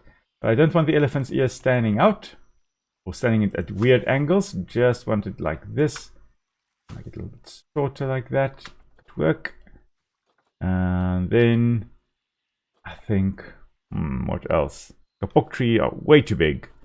Way too big. Mangrove apples? Maybe. The lipstick palm. Oh, this always looks nice. Let's put the lipstick palm right over there. That's going to really accentuate this little feature. And a little small one in the little crack of the rocks right over there. And another little one, I think, right on the edge here. Like that. We make this a little bit of a denser cluster. Like that. Okay. Great. Bit more foliage. The gharials should be happy with that. Okay, let's let time run on. Still have way too much money, but we'll sort that out in a bit.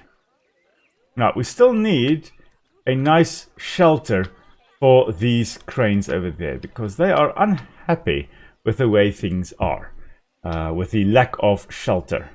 So, how are we going to do that? I'll need to think a little bit more about that. Right. Oh, this is awesome. Maybe we should have a Rafflesia in here. Yes, I think let's have a Rafflesia flower. Align to surface. Right over there. Because this thing, oh my word, this is an amazing flower. I think it's also called the corpse flower, if I'm not mistaken. Let's just get it a little bit closer to the rock. There we go. That should work. And apparently it smells atrocious. But this plant, this flower, doesn't have any leaves. It doesn't have normal root system, doesn't have a stem, proper stem taking care of it, of the plant. This plant that Rafflesia there is completely parasitic. They are attached onto the root systems of other big plants in the area, and then they just steal the resources from those plants. And then once they have enough resources stored, enough nutrients and water and all those types of things, then they actually produce the flower, which could take a few years before this, with this individual here flowering now, it could take, again, quite a number of years before it will flower again. Yeah, so Rafflesia, quite an amazing. I think this is, or this counts as one of, if not the largest simple flower in the world, because that there is just one flower. The other big plants, I wonder whether the Titan arum is, oh yes, like this Titan arum, and we're going to put this one in here as well, because oh my word, this is such a beautiful plant. Let's just get the rotation off. Let's just again, there we go. Okay, rotation off. There we go. This should work now. Let's just get it in here like that. Okay, so this massive arum, which is called the Titan arum, this thing is not one flower. Rafflesia over there, that is one flower, that one there. But the Titan arum up here is a whole inflorescence, where if you were to actually look closely, it will have female flowers down at the bottom, that darker part over there. Yeah, those are the, that is where you'll find the female flowers, and this phallic tower over here would be covered by male flowers, each producing pollen that's dispersed by insects and wind to other individuals, hopefully to other individuals. The Titan arum, really an amazing creature. Oh, flower. And then Rafflesia, equally interesting and amazing, at least in my opinion.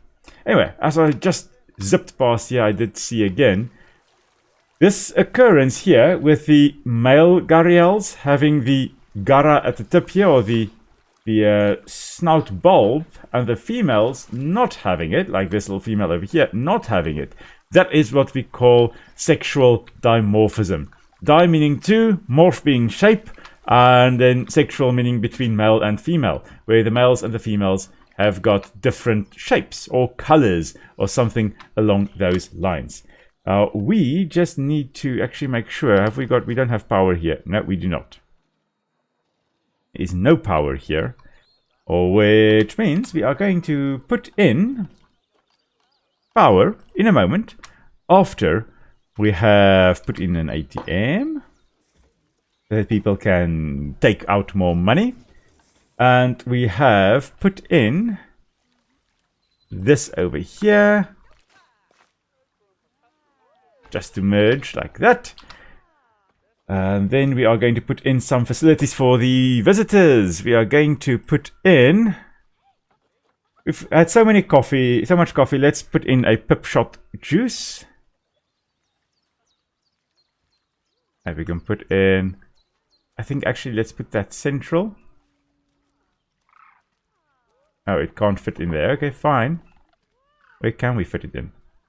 Maybe the pathway is just too, yeah, it's too close to actually put that there. Anyway, okay, so we've got pip shot juice there. We need something to eat. Let's go for, we've got a pizza pen already. Let's go for Mexcellente. Like that. Now let's actually exit that. There we go. Okay, now we can properly have it like that. There we go. That could work. Okay. And we need the toilets as well as always. That's the info kiosk. That is not a toilet. There we go. And then one last thing that we can get. Let's get not loony balloons. I am not a proponent of balloons at all. So we're not going to put any balloons in this park of ours, in the zoo. We are going to put another, just a memento. Now, since as it says there, there's no power here, so we need to do something about that. And we can do that by putting an, well, the plan was at least to put in a solar panel at the top here, but I just realized that may not be possible because it may not be able to connect to the pathway. We'll see. Hopefully it works. The field we are going to go for here is stone. Let's go for breeze block. I can fix that later and change it later if I wanted to. We'll just put that like that and just get a nice little roof up here. Flat roof. Metal plank, no, I want. Now let's just go like that, because we are going to put the solar panel right at the top here.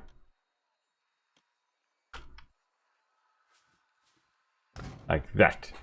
That's the idea, at least. Nice little solar panel, although it is technically facing the wrong way. We're not going for realism necessarily. Even though we probably should. We're just going to go for a 4-meter wide path.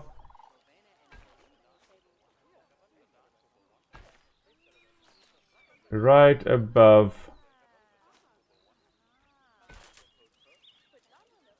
this section over here. Oh my word, it's not easy, but there we go. Just going to have it running to the side here. And then just do a nice 90-degree turn. And go down, down, down.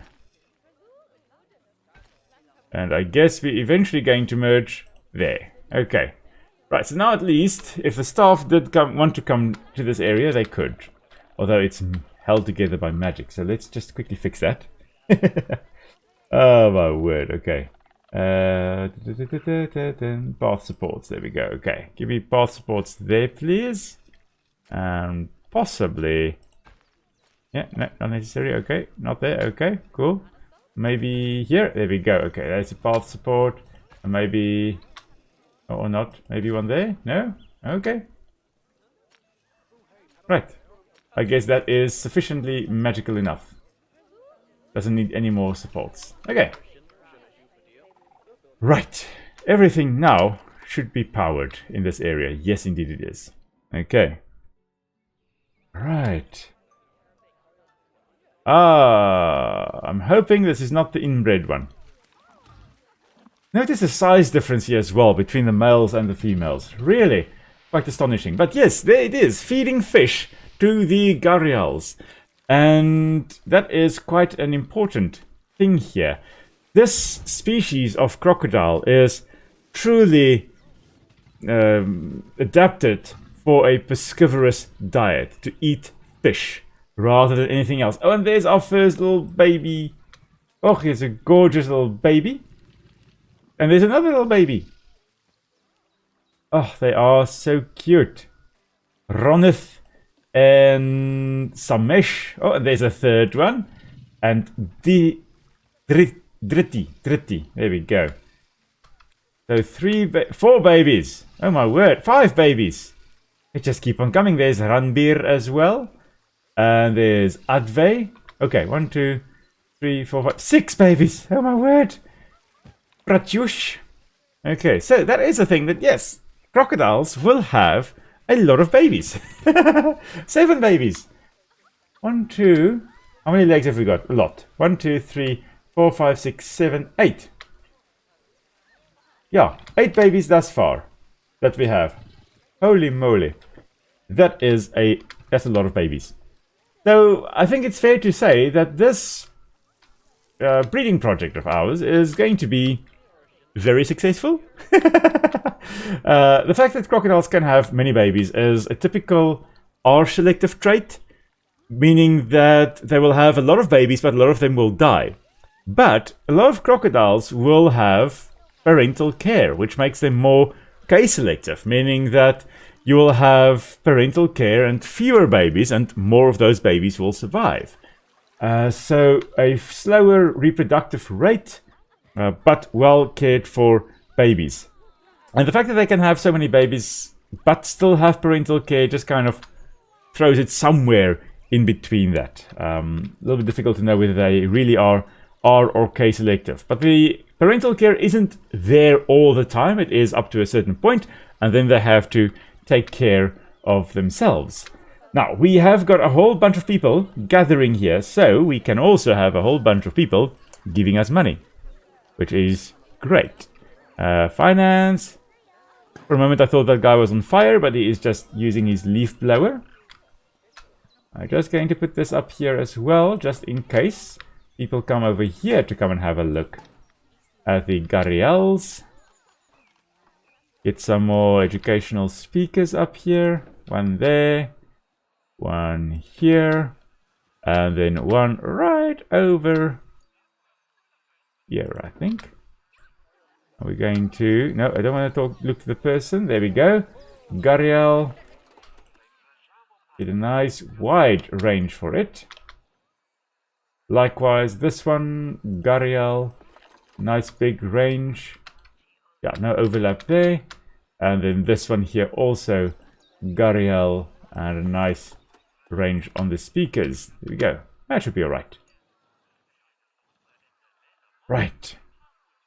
Then, one more thing.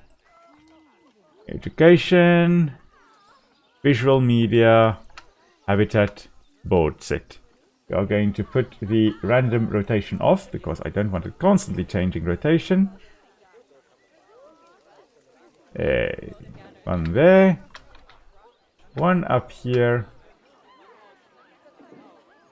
One thing that's very interesting about this game, and I think it's the same in Planet Coaster, is that the language that is spoken here is not, you know, a normal human language. It's, I think, what they call Pinko or Planko or something along those lines. And it is a fictional language. And what it does is it means that no person is advantaged over others. So if it were in English, anybody that could speak English would understand it. But people who cannot speak English or cannot speak it well will not be able to understand what is going on. And if it were, for example, in French, then if you didn't speak French, then you wouldn't know what on earth is being said. But by having this language that, for example, here, it's called a Gargala. Or Garhala, sorry. Garhala is not Gariel, it is not Gavial like in Afrikaans. It's none of those names, which means that no one group, no one language is actually advantaged over others. I think it's actually quite cool. It's a nice way of making sure that everybody is treated equally. And I think you'll find the same with the Sims as well, where they all kind of sound like they're speaking gibberish. All kinds of weird made-up words. It just means that it's not advantaging any one group over the others. Now, with this being a piscivorous crocodilian, or a fish-eating crocodile, long snout, used to then catch the fish in the water, and then very sharp, straight teeth that are conical in shape, or roundish in shape and then pointing down. Really, you'll find that in all kinds of fish-eating organisms, in the fossil record and in extant species or species that are still alive today. You'll find that they've got these long slender snouts and then the sharp needle-like teeth that they can use to catch the fish, very slippery fish in particular. These ones, though, also will have sensory cells on their nose, especially towards the front, which they can then use to pick up vibrations that the fish make when they swim through the water, which will allow them to actually properly sense where the fish are so that they can then, of course, catch them. So let's just have a look here. In terms of food, animals, let's give them better quality food. We have got the money. We can do this. Adja. Adja. Oh, Adja is on contraceptives. Okay, I was like, why on earth is Adja infertile? It's because Adja is on contraceptives, because Adja over there tried to mate with her brother, I believe it was, which we obviously don't want. So anyway, right, now, we've got our gharial enclosure carrying on. We've got our penguins. Oh, the red-crowned cranes are about to mate. Oh, this is awesome, okay. So technically, with these cranes, you'll very often find a courtship dance. Do they have this here? I think it's these two that are about to... Yes. No, they're eating. Ah, I thought they were doing a courtship dance here. With cranes, you'll very often find courtship dances where they have ritualized dancing that they do, like bowing and jumping up and flapping their wings. And Nick and I have seen that 2 years ago. It was. When was the birthday excursion we had? Last year. With the cranes that we saw that were dancing and stuff. That was last year, wasn't it? Yeah. So last year, yeah, we saw the national bird of South Africa, the blue crane. They were doing all kinds of courtship dances. Some of them also had little babies, little fluff balls running around. So I'm hoping we get some baby cranes here with these ones as well. That will be really, really amazing. Oh, look at them. They can fly a little bit. That's cool. Okay. Oh, awesome. But in any case, with the courtship dances, they'll very often bow and flap their wings, jump up in the air, rub their bills against one another, do all kinds of things. Oh, and of course, this one over here, doing what birds like flamingos and so will often do, standing on one leg. And when I was a guide in one of the zoos here in South Africa, we'd very often, because we had flamingos there, we'd very often get people asking, okay, so why do flamingos, or in this case the red-crowned crane, why do they stand on one leg? Because that one over there is doing the same thing. And I would always joke about it, but there is a very good reason for that, and I'll get to that reason in a moment. But the best reason I ever heard came from a little Dutch boy once on my tour, when I asked the group, so why do flamingos stand on one leg? He just chimed up and he said, well, it's because if a crocodile comes and bites off his one leg, he will have another leg to stand on. And obviously I just thought that was the best answer ever imaginable, and I will never ever forget that little boy, well, which is probably like in high school at this point now, but I'll never forget, you know, his answer. Anyway, the reason that flamingos and cranes and stuff actually stand on one leg, with flamingos it could be also when they're standing in water. It's got to do with temperature control perhaps, but the main reason, because they'll do this outside of water as well, main reason is that it helps them conserve energy. And I found that when I am standing somewhere, and especially if I'm standing for a long time, I will stand with one leg straight and one leg bent. It's just easier. I automatically... there we go. White poop. Yeah, thank you. What's your... Oh, that's a lot of poop. Ryuji, why are you pooping all over the place? Obviously, birds will poop, so yeah. Anyway. So, I will very often stand with one leg straight, one leg bent. It's just easiest to do that. Oh, look at the courtship there, I think. With these two ones. They're about to mate. Ah, there we go. She was clearly not happy with him there. Just like, shove him away. Right, so Lily apparently did not mate. Because she is not pregnant. Okay. Fine. Lily is unhappy with the other penguins. Anyway. So, flamingos stand on one leg, saves energy.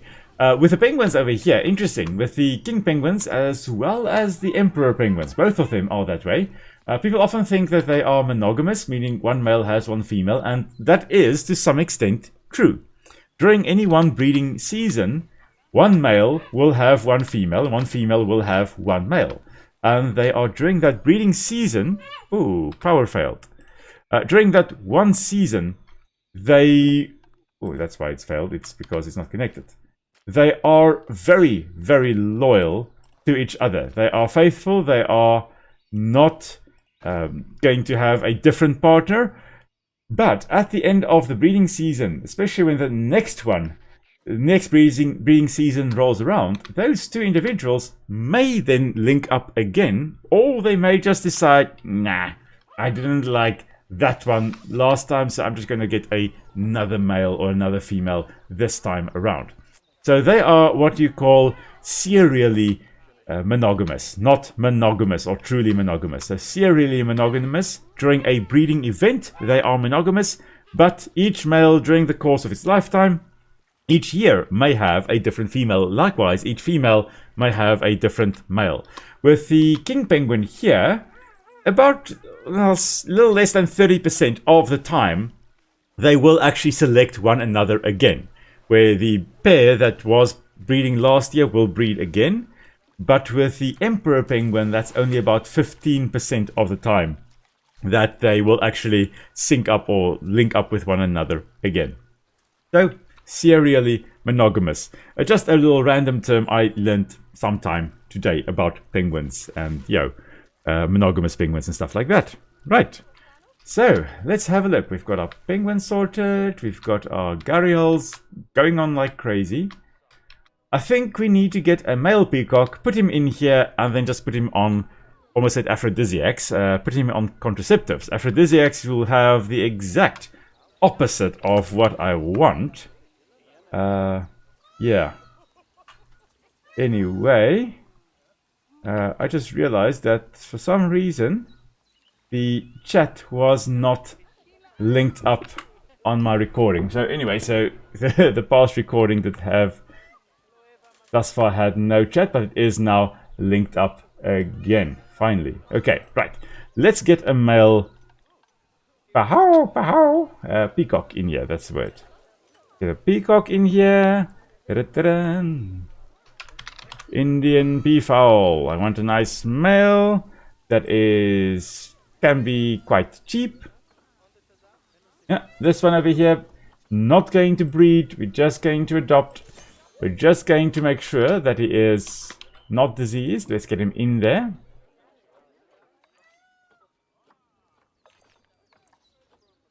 There's high amounts of litter, apparently. Oh, in this area here. No.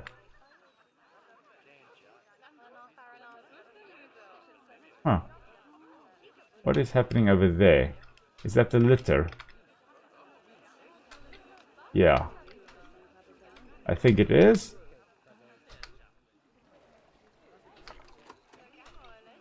Something over here is making them unhappy in life.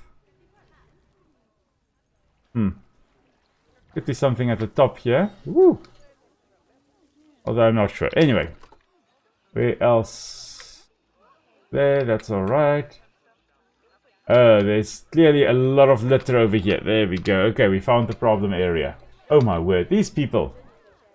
Why can they not just keep it and then throw it away later? Few things anger me as much as littering does. So let's put in, since we've got gharials over here, let's go for Indian bins, Indian themed bins. Let's put one up there, let's put one up here, put some here. Like if I had to walk 100 kilometers just to throw away a piece of paper, I would.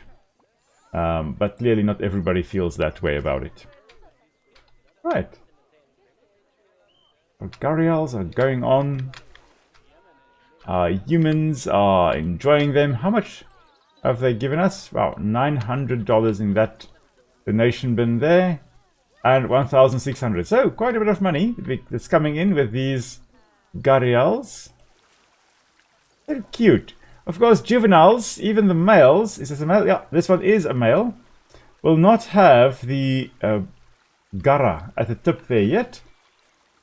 Ah, Eve is about to die. Oh, Eve. Oh, there goes Eve. Okay. Ah, Evie.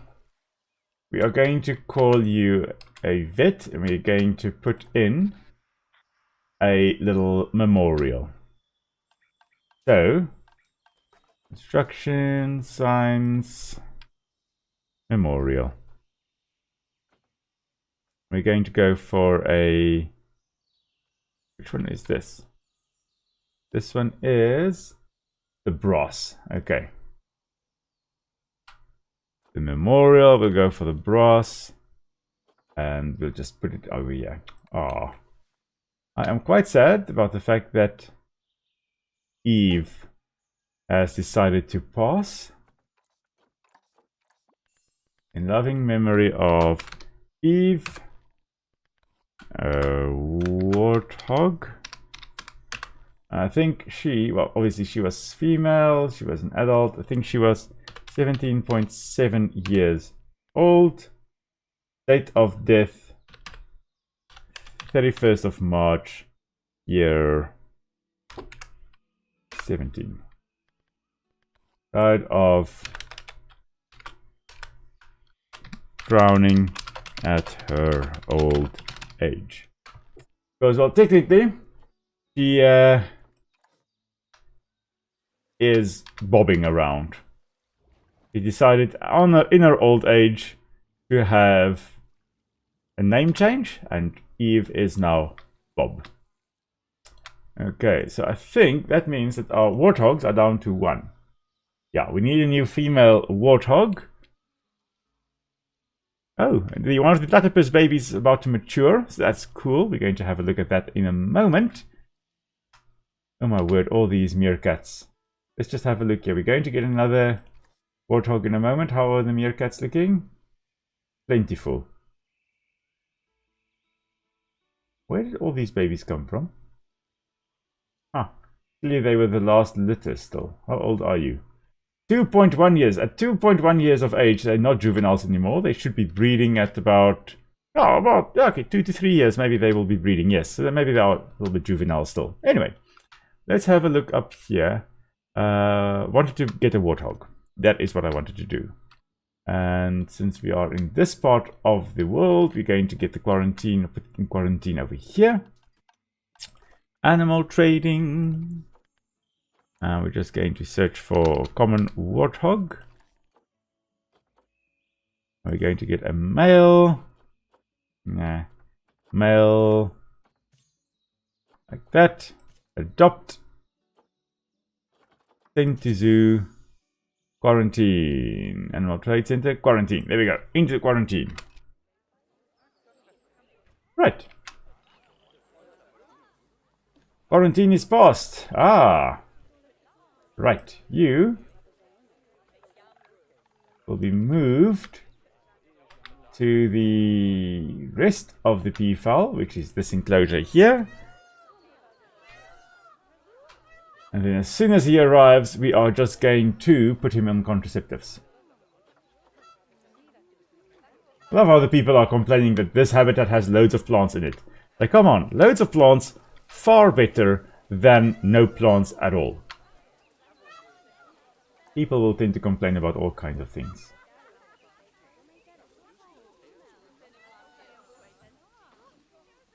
Okay, no males in here at the moment. Oh, it's a baby's coming. Apparently, babies are going to be born in the water. Must remember the platypus babies have also hatched. Or actually, basically matured. Okay, I do not know. I guess this female is going to come onto land. And then give birth. I hope so. Let's have a look.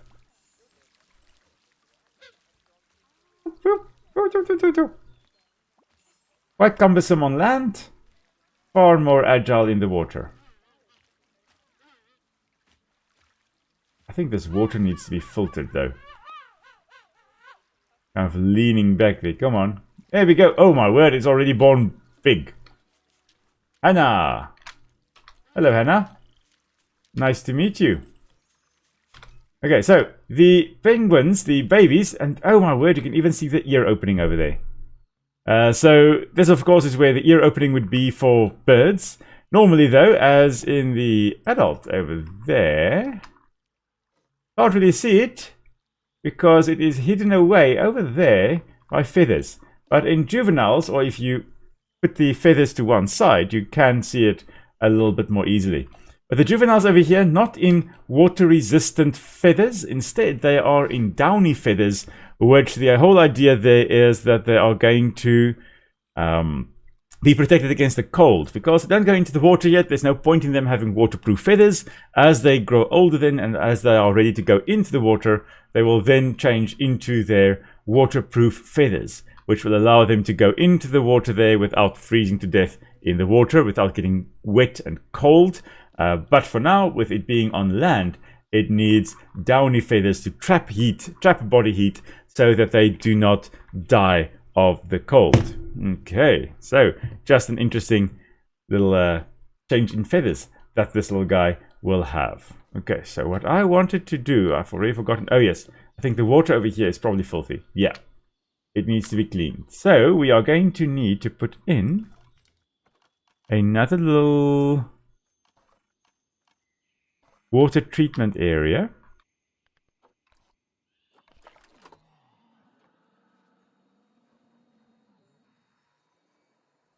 And we're going to put it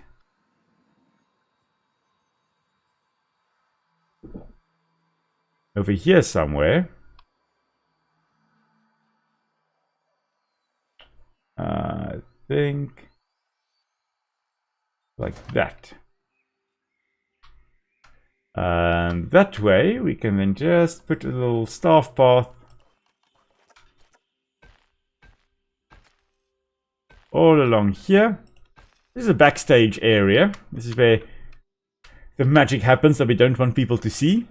We are still going to cordon it all off. We're going to make this really nice when the time comes. Before I do a grand tour of the zoo, we are going to have to sort everything out. And Memphis, hello. Here's the big boy. Hello, Memphis. Say hello to everybody. Meow. Meow. Hello. He is surprisingly calm. Okay, and there he goes. Shame. He has to make an appearance at some point during the live stream. I'm just going to jump up and try to get something to eat. Okay, so now at least the water here will be clear, but I also want it really crystal clear, because in Antarctica, where these guys are living, the water is relatively clear. Maybe azure. It does give it a nice cold look to it. It's transparency, a little bit more transparent. Maybe we can have it a slightly lighter color. No, not that light. Like that. That could work. That kind of looks like what it would look like in Antarctica. Yeah, we're going to go with that. Right. Perfect. Going to be nice and clean in a moment. I think this water is, yeah, it is extremely dirty, but it is now finally being cleaned. I can't believe I forgot to put a nice little cleaning area there. Anyway, let's have just a little small little section over here. Nah, I'll work on that on my own.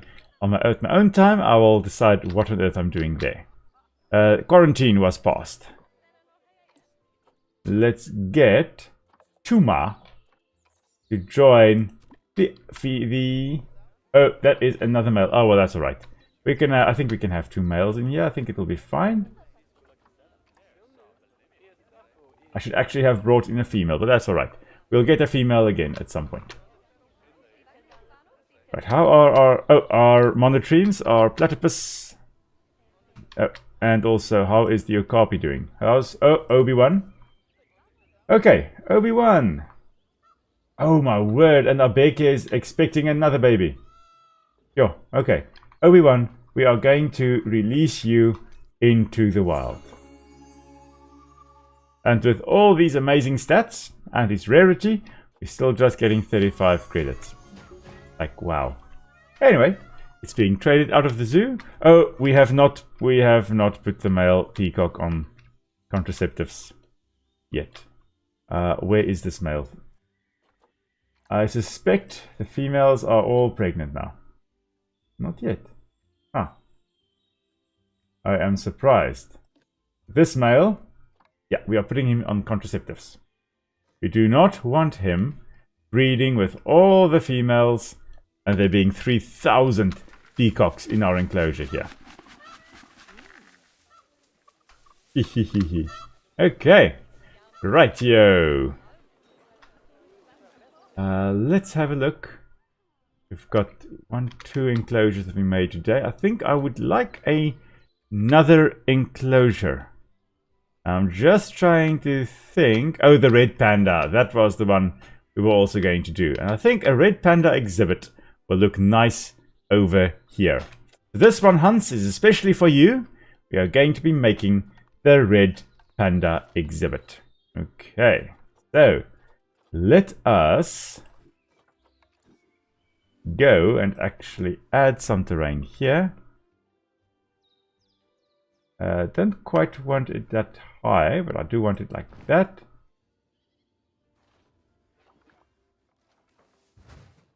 I have a bit of a mesa like that over there. Bit of a bluff. And then we can also flatten that.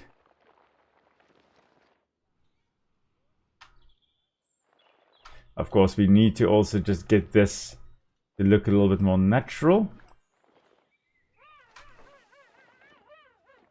But since we are always battling with paths, let's first get that sorted, shall we? Like that, and I think I wanted a nice big white one again. Like that. Ah, my word. Okay, path supports. Nope, that's not the problem. Flatten terrain. That works. Okay, let's stop flattening terrain.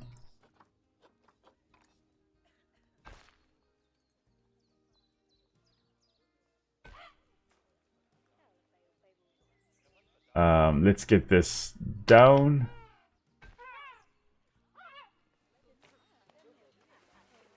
Like that. I think that should work.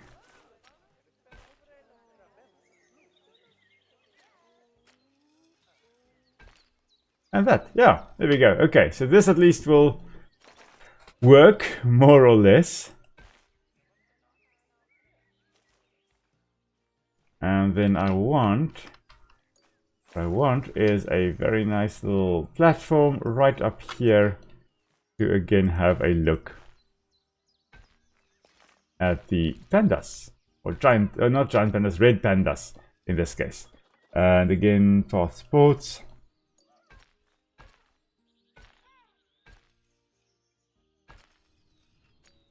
Yeah, that work. Okay, so let's get the habitat sorted.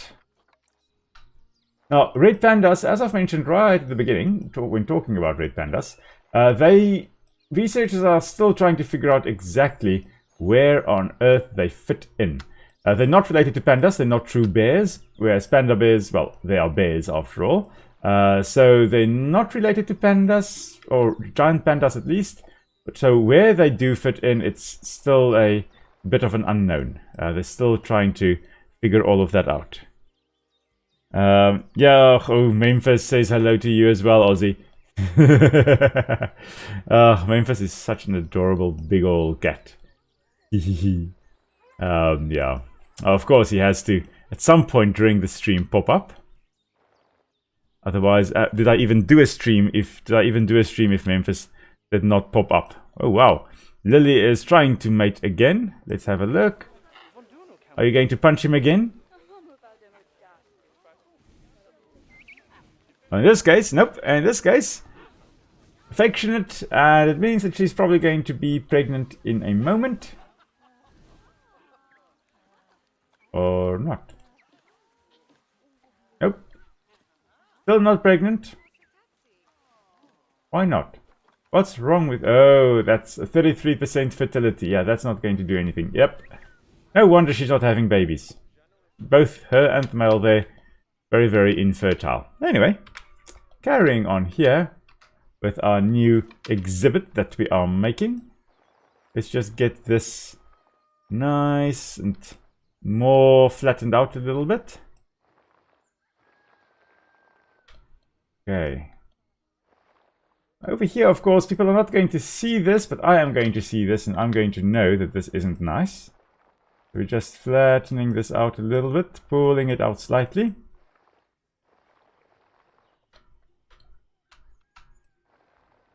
And then, let's just get this section flattened out more, and that should then be fine. Now, for the red panda, I'm going to go more with obviously with an Asian theme, because that is where they come from. If we actually look in the Zoopedia here, Red panda, panda, panda, panda, panda, panda. Here we go. If we look at this distribution, you can see there the eastern parts of China extending up in along what appears to be the Himalayas, the eastern Himalayas, and then into southwestern China. Oh, western, sorry, not eastern China. I always get confused between east and west, but yeah, there we go. Southwestern China and then the Himalayas. So they are in the taiga and the temperate regions. They are more used to the frost, which is brilliant. But that is what I also wanted to do. I wanted to go and release the, almost said echidnas, the platypus over here. The Jalu over here, as well as Ilin. Both of them are outsiders. And we are going to release them into the wild. Not particularly threatened, the platypus here. You can see they're near threatened, but they're not yet vulnerable, endangered, or critically endangered, or extinct in the wild. Whereas if we look at our gharial over here, they are critically endangered. If we go to the Zoopedia here, you can see they're critically endangered. There's only one extinct in the wild creature in this game, and that is the scimitar horned oryx, which is a big antelope species from northern Africa. Beautiful creature, but that thing has been hunted to extinction in the wild. It does, however, still occur in captivity. Oh my word, look at how they're sleeping. Isn't that just the most adorable... Let me just switch the light. Oh, I can't really switch the light up. Anyway.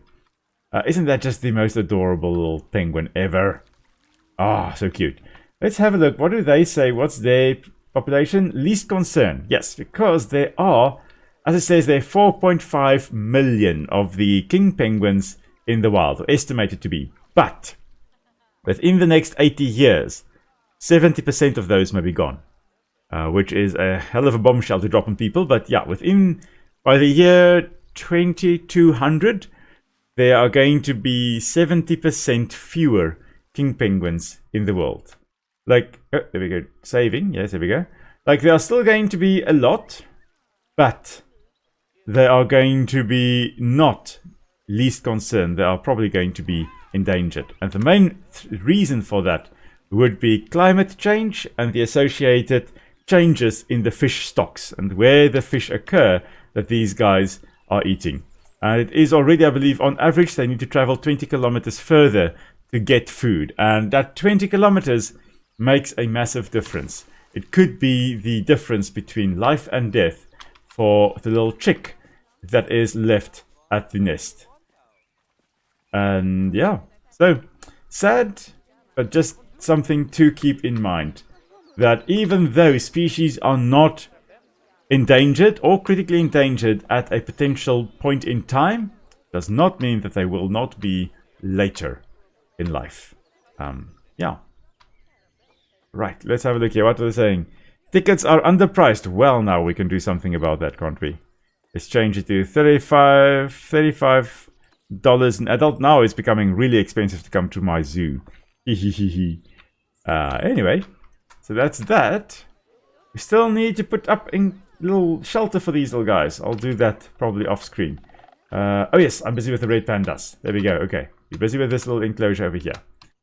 So what we're going to do is make a moat around this part where the creatures, where the pandas are going to be. So we are going to... No, actually, we do not want it over here. We actually want the moat to extend all the way along here. So we're going to do it in a moment. Okay, there we go. Nice moat all around here, because the giant pandas, at least in the game here, cannot swim. Whether that is the case in real life, I am not 100% sure. I know a lot of animals will have their distribution determined by where there are rivers. And if you look at, for example, lemurs, a good example of that, not very good swimmers. If you find rivers, you'll very often find that they are not able to cross very easily unless you have got things like trees hanging over and they're able to go from one area to another then. But we are going to make a nice deep moat, and In fact, we're not going to put up much of an enclosure here. We're not going to put up a wall. We are just going to have the moat being a natural barrier here. Now, there are advantages and disadvantages to doing that. Of course, the main advantage is that it looks nicer if you do it this way than if you go and put up a wall, something like that. The main disadvantage is that sometimes the animals can still escape. And at one point, one zoo here in South Africa, we had ring-tailed lemurs, and they had just come into the area, and they were on a little island. And then there was a moat, like this, around the island. And the idea was that they wouldn't jump over the moat. Makes sense, okay. Surely they wouldn't jump over the moat. And then they jumped over the moat. And they found that they were using a certain branch, and then they were, whoops, jumping over the moat. And you found these ring-tailed lemurs all over the place. And like, okay, cool, okay, let's get them all again. Thankfully, they were hand-raised, so they were used to humans. They would come for the food and stuff. So it's like, okay, well, let's find out where they were escaping. And they found the area that they were escaping, and they got rid of the plant that was there, and they were using that to jump over. And then it's like, okay, cool, we're not going to have ring-tailed lemurs escaping anymore. And then the next day, the ring-tailed lemurs escaped again. Because they had found that, well, majority of this area is too far for us to jump. Oh, wow, okay, well, habitat 8, yeah, 4 stars. Okay, our education at least is going up. We're getting nice little reports there, that's alright. Anyway. They found that most of the moat, yes, was too far for them to actually jump, but there was a section that if they stood just right, they could all jump over from there. And as a result, they found that, okay, well, the ring-tailed lemurs can still escape. So it was a whole schlep just to get them to not jump out of the enclosure. Notice there, yeah, we do not have water there. We have got water here now, but this is not deep enough. So we are just going to sculpt again. Just make it nice and deep. So that the red pandas do not want to go out. But don't think that they can go out. Nice and deep. Nice and deep. So anyway, eventually what the zoo did is they actually put up electrified fencing. So if the lemurs were jumping out along here, they actually put electrified fencing just along this section over here, just to stop them jumping over. And that worked. And the last I checked, they had not had any other escapes happening with the ring-tailed lemurs. Naughty little guys, those. But you know, if you're in captivity, you want to, of course, be able to explore a little bit as well. Now, because these little guys are, the red pandas here are largely arboreal, we are going to go with an arboreal style or very much arboreal enclosure. Lots of trees for them to climb in. I'm also going to just make this like that. There we go. We're also going to have a nice hill right over here. And in it, or on it, we are going to make a little temple-like structure for us to then put as a little night shelter for them. And then also it's going to have little steps leading up. It's going to, I think, hopefully, look quite nice. We're going to have a nice little mountaintop Asian-style temple. And let's now just flatten this section over here. Okay. Okay, that should be perfect. Right. Then, let's get to building. What I want is, I want a nice little construction. I want to go theme East Asia.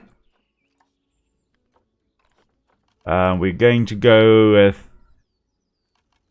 floors. There we go.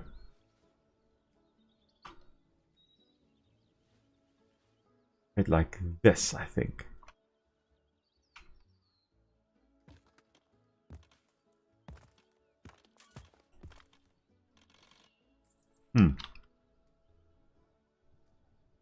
Okay, and if we now go and build this in like that, that could work. Yeah. It doesn't matter that it is actually leaning out slightly. We are just going to build it into the mountainside like that. Yeah. That's going to work, I think. Not necessary here. I'm not sure whether it's necessary in the front here. Or maybe here. Yeah, maybe we'll just build like that. There we go. And then just so that it looks perfect. Right. And then here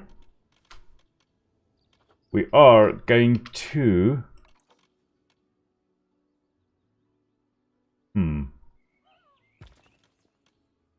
build like that so that the red pandas can actually come in here. And let's actually just pause. It's a little bit darker. Oh, so sorry, so it's not too many things happening at the same time. That's what I meant. The red pandas are going to come in from this side, ideally. And we're just going to put this as little windows like that. Windows like that, and I think another one like this in the front there. Right, that is going to work, I think. And then we are going to put, I think maybe just 2 meters higher. That, and have like that, that. Yes, that's the idea. That is the idea. And then we can actually make little roofs. Huh. Okay, well, maybe not East Asia. Maybe it is...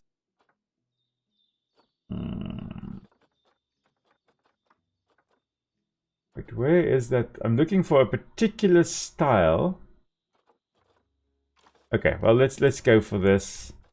Yeah, the nice tiled roofs. That's what I'm looking for. There we go. The clay roofs. I think, yeah, these ones will look nice. I think let's go for that.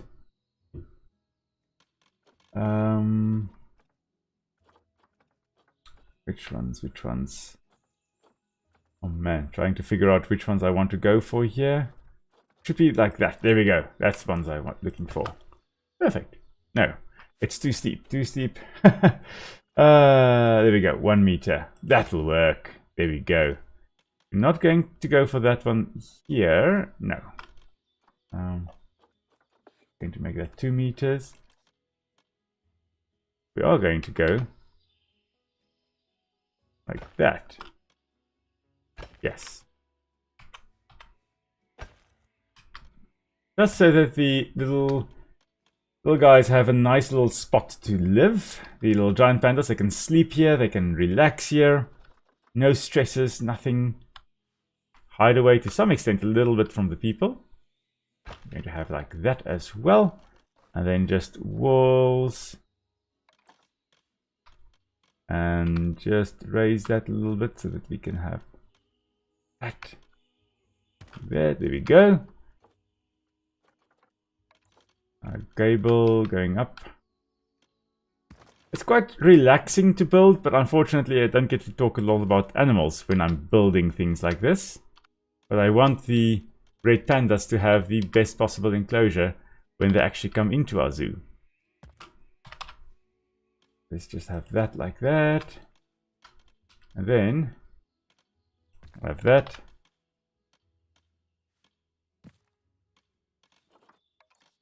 And then the last little bit like that. Okay. We will sort this out even more later on. For now though, what we are going to do is not for Gariel, we are going to do things for the red panda. Get some nice bedding. This will be a nice little sleep spot for them. That. Something like that. And let's get some enrichment in here as well. They can probably play with the dog bowl in their sleeping quarters. That'll be nice.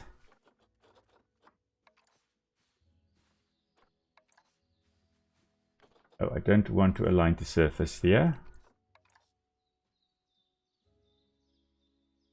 They can, since they can climb, let's have them climb over to some kind of little structure.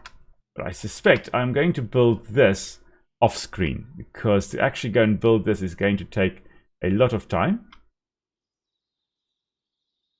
For now, what I am going to build is just this little attachment point.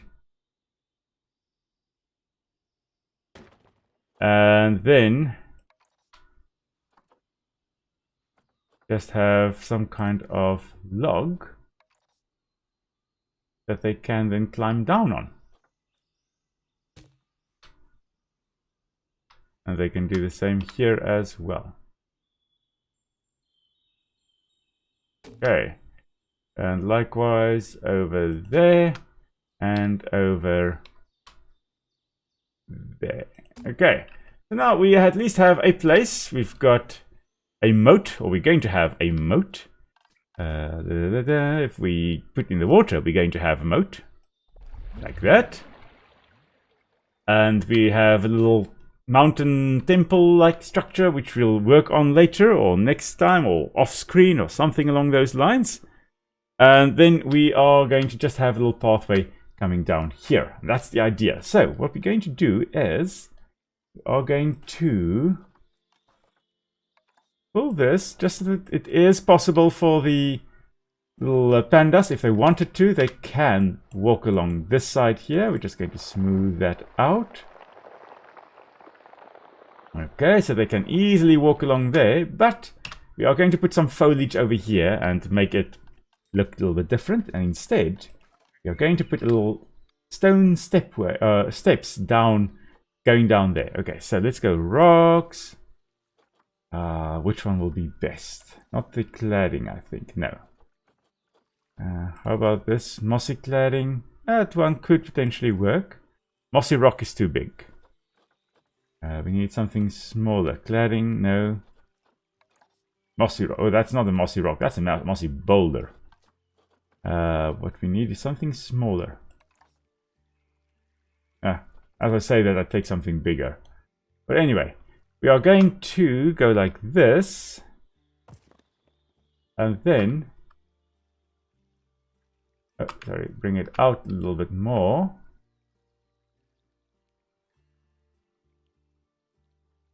With something along those lines. Then actually choose a different rock. Bring that down even more. Bring in this one just to give a little bit of variation in the rock here. Yeah. Again, very therapeutic to build this, but oh my word, if you want to go and build this on screen, unfortunately for you guys, it's not the most amazing watching. So we are going to be looking at some animals again in a moment. Just getting some semblance of what the path should look like. If we can then just put this in like that, and just take it back up here, I think that could look quite nice. Going to have some nice path, a nice pathway leading down along here. So the idea is, and that's going to lead all the way to over here. Let's just smooth this out. And let's have a look at what we want. What else we want. Asia, yes, not aquatic per se, not tropical per se. We are looking for taiga and temperate, because these are now colder habitat species. Of course, we can have something like an azalea bush, which will make it look pretty right over there. Actually have it extend a little bit more like that. There we go, that could work. We can have a beech tree. Really nice. Let's have that one right over here. Actually, it's quite a big tree. Let's put it over there. Oh, that's a big beech tree. Okay, we're not going to do that one now. Beech, oh, that's an even bigger one. maybe we should have that over here. It's always nice to have some foliage. We'll have that big tree growing right next to the big old mountain temple, kind of leaning in. That's actually perfect. Okay. Blackthorn bush. Sure. I'm wondering how much vegetation the red panda would want. They generally occur in more forested areas, as far as I recall. So too many trees shouldn't be too much of a problem. I don't think there is such a thing as too many trees for them. If they're anything like me, there's no such thing as too many trees. We are going to put some bramble up here. No, we're not going to put some bramble up there. Too difficult to get that to look nice, so we're going to ignore that. Bengal bamboo, maybe more along the actual temple area here. Yeah. I will put some random rotation. Just a little cluster. That. Of course, if we had the giant panda, there would be almost only bamboo, just to simulate natural conditions, because they feed, of course, mainly on bamboo. They will occasionally eat on other things as well, but for all intents and purposes, they feed on bamboo, and basically only bamboo. Of course, there are going to be some dead trees in here as well. And since this is a Japanese style type thing we are doing here, we're also going to put in a little cherry tree with blossoms. Yew tree, maybe not now, maybe later. Need another conifer. There we go. This is a larch. Yeah, the Hurrian larch. Interesting. A large tree, not large. Larch also being some kind of conifer. You can. Oh, not a conifer, is it? Pretty sure it's a conifer. I'll check. I'll have to check. But I'm pretty sure a large tree is a type of gymnosperm. But we do not have them in South Africa, so please do not quote me on that. I like thinking that I know a lot about different areas worth of trees, but sometimes there are certain trees that I am not familiar with. Thing is, if we put so many trees, it's going to be very difficult to actually see the pandas. So we're going to have to go for some smaller plants in the front here. A fountain bamboo also. Or we can put big trees with sparse foliage at the bottom. That could work. And then at the back we can have some more dense trees. Himalayan birch. Interesting that this thing grows so few. We're going to put that one there. Yeah, coming along. Now, what this area needs is, of course, a whole bunch of soil rather than grass. So we're going to put a base of soil. Then we're going to put some sand in the river. Then we're going to put patches of lighter grasses. I think that will then be sufficient to actually put in some red pandas. That should work. Okay. I'm really looking forward to actually taking the zoo and doing a walkthrough through it. Once it's done. That is going to be very, very interesting. Very much looking forward to that. Let's just put in some lighter soil here as well.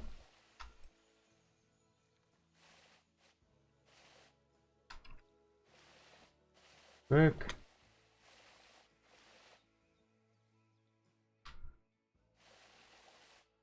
Okay. And then some sand. Just along the river bend.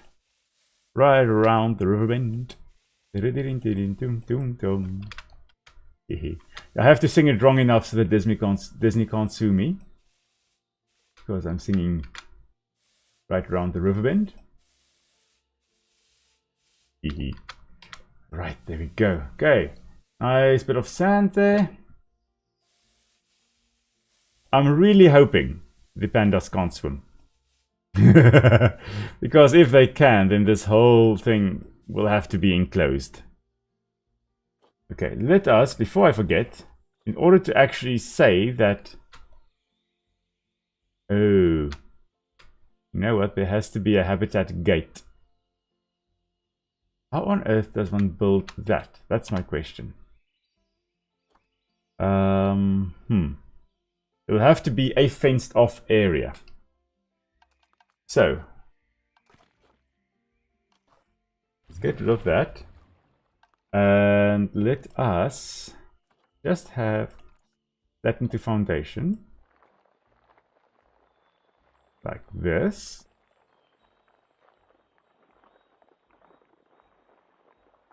Okay. Because you need an entry point for the staff to actually come in and feed the little guys over here. So for that, we are going to put in the habitat gate.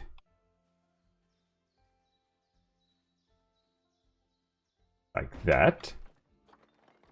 And we are just going to put it like that.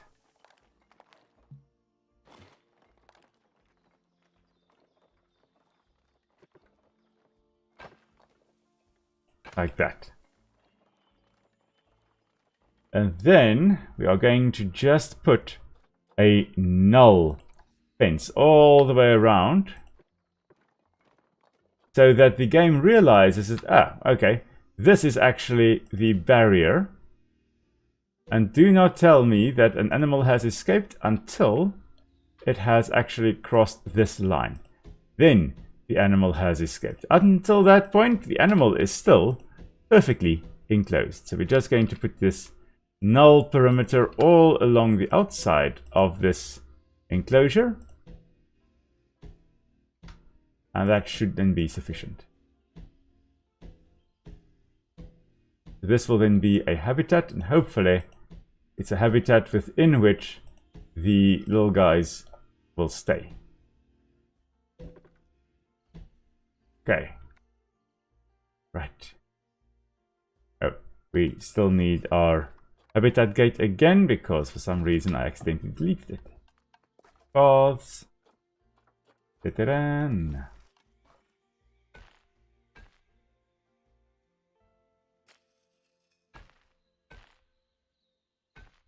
And just go down.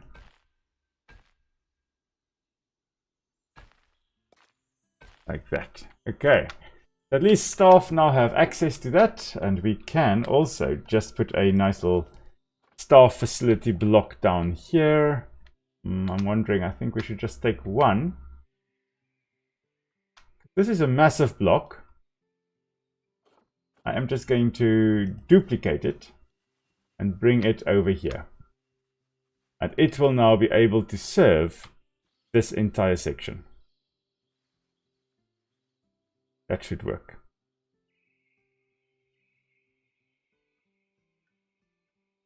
Just like that. There. That should work. It still hasn't made a dent in our money. We go like this, like that, like this, like that, like this, and like that. At this point in time, with after all the drama we've had with paths, I do not care what it looks like as long as there are paths connected here. We can screen this later with plants and pot plants and all kinds of wonderful things. But for all intents and purposes, as soon as I've put in water, we should be able to actually have our red pandas in this enclosure. Should be able to, at least. So, happening here, the water is alright. Okay. We do need two things in this area though. We need power and we need... So we are going to just delete that. And we're going to put a solar panel up there. And we need water.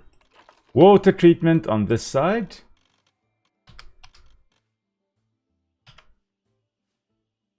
Like that, I think. And then just solar panel.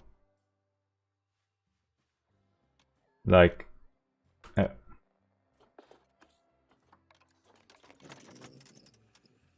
that. Now it is just a case of connecting it. And I say that like I have not had any issues whatsoever the past while with connecting things. Like that, I mean, come on.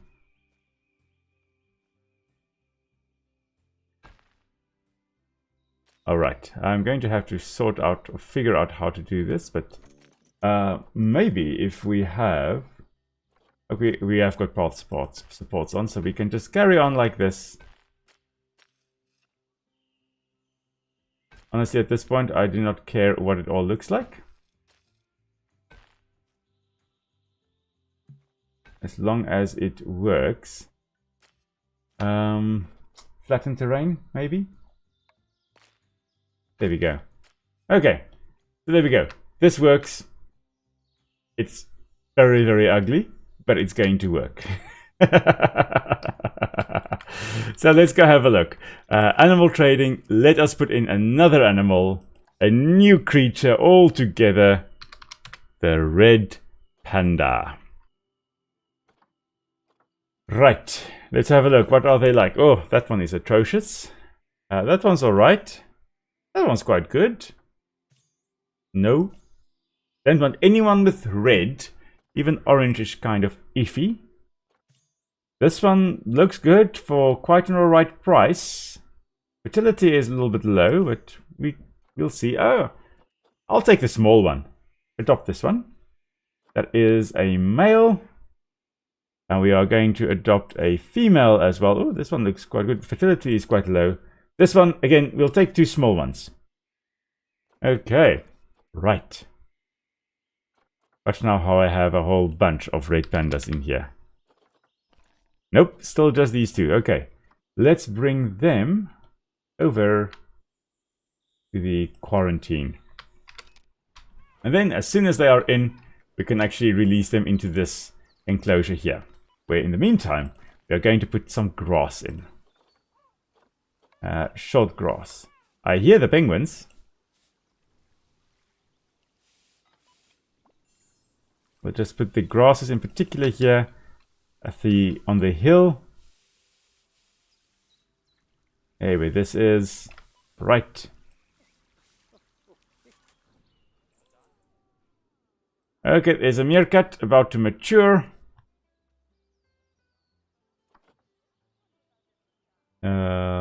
Yeah, I don't know. There are so many different things here, and most of it contain or pertains to the butterflies all dying.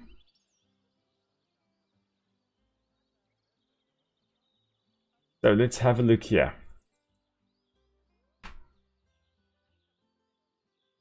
For some reason, I don't have my chat anymore. Okay.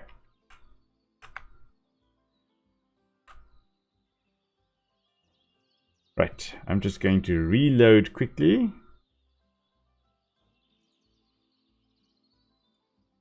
Not sure what on earth is happening with my stream here.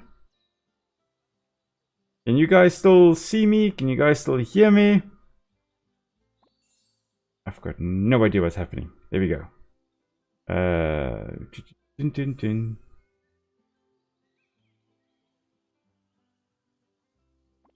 Have a look here. Still nothing. Come on. I'm just going to follow another link again. Unfortunately, my cell phone does keep on cutting out. Okay, I have got no live chat whatsoever on my phone at the moment anymore. Anyway, let's carry on, shall we? I'll just pop in every now and again to see whether there's anything in the comments. Quarantine fast. That means we can... I think it's one of the two pandas. Huifen. Not yet. Dingjiang. Sorry. There we go. Dingjiang should be passing quarantine any moment now. of course, we do still need some food as well. Food. Oh yes, they need an arboreal feeding platform. So we are just going to put that right over here. Not too high. And then we're just going to put it on a little log. Not that short a log. No, 2 meters. No, thin, not thin. There we go. Thick like that. There we go. That's our feeding log. Unfortunately, it is not straight in the middle. So I'm just going to quickly phase in and out of existence here. That's quite close, but I think that is more in the center. There we go. Okay. Oh, the platypus is about to have babies again. And again, she's in the water. She's always in the water whenever she decides to have babies. But anyway. Let's have a look here. We are busy here with... there we go. Okay. We are busy with these little guys. Both of them have now passed quarantine. So both of them are going to come to the red panda exhibit.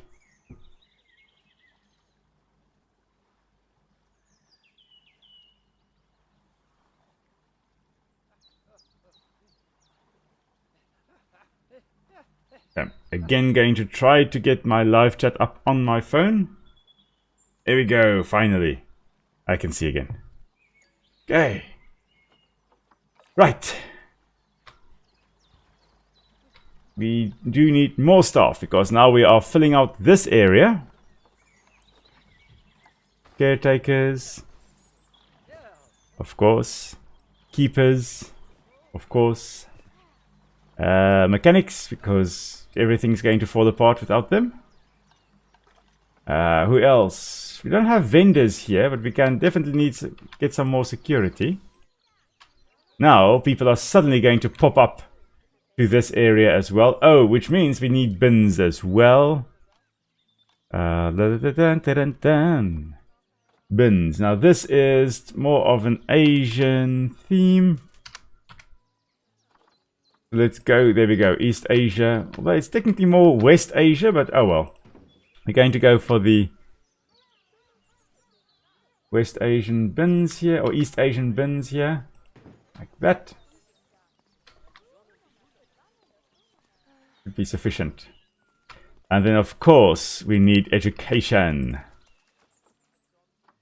And that'll be the speaker. Oh, Lily, oh, so Lily was pregnant in the end. Oh my word, okay. She did have eggs there. Interesting. No power. Really? You don't have power thus far out?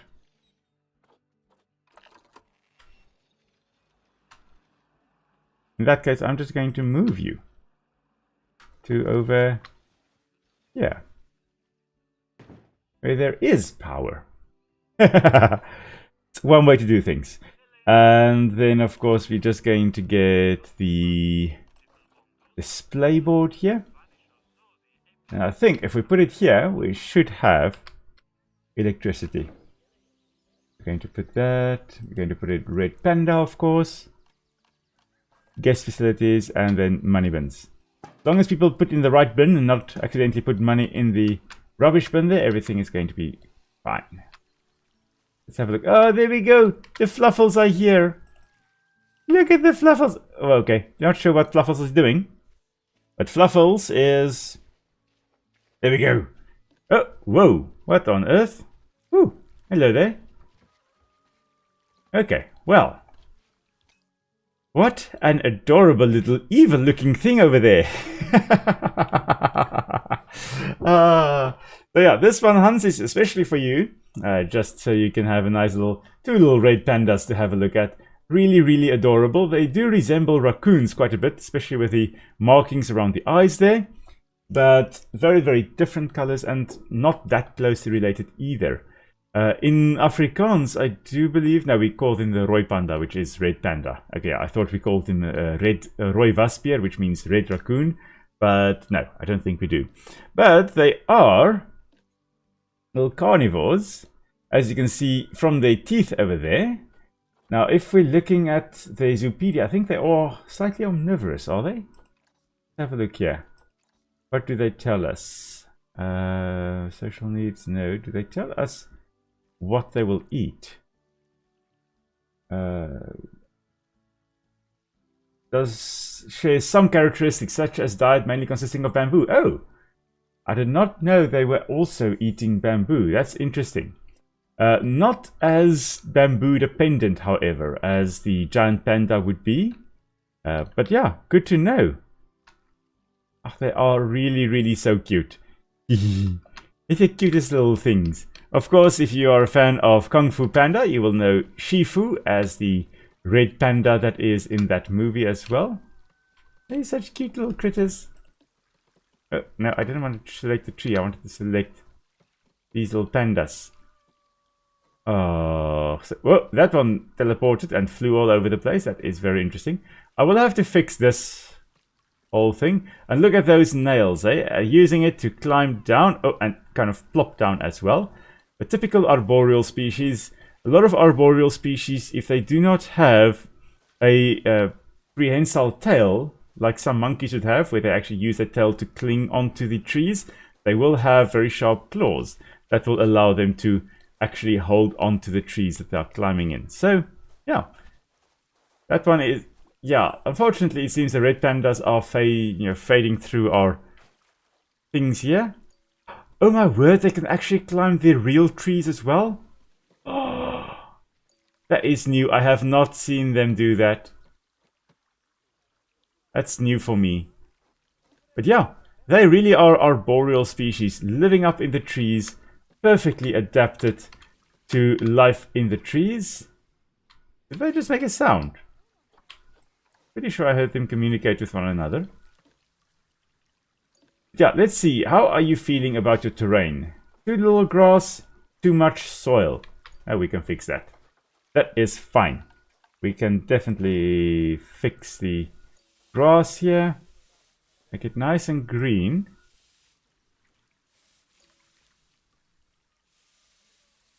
Still too much soil.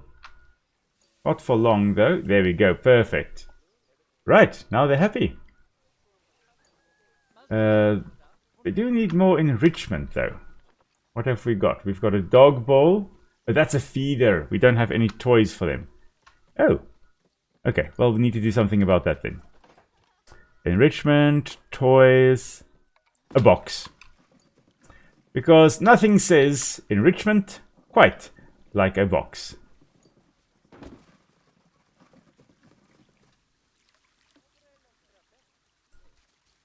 Where are you off to in such a hurry, little one? Are you going to climb another tree? Or are you going to try and swim out of the enclosure? What are you going to do?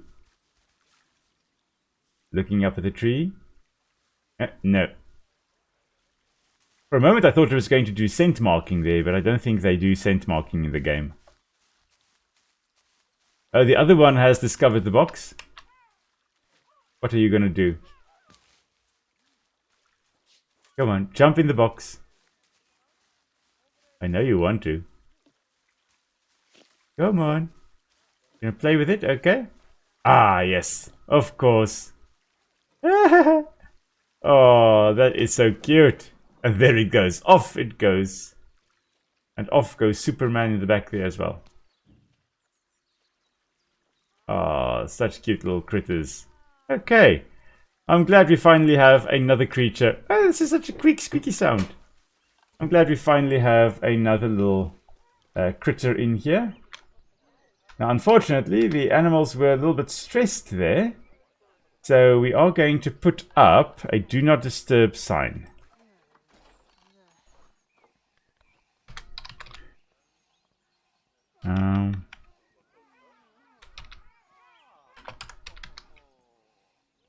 I'm trying to think again.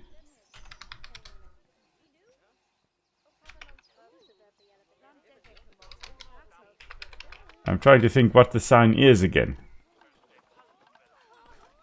Oh, it's under here. It was under here somewhere. Security. Do not disturb. So shh, you must be very quiet. It's the red pandas.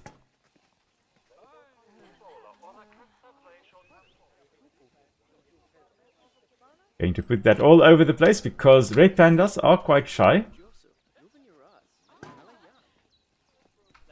And we do not want them stressing out.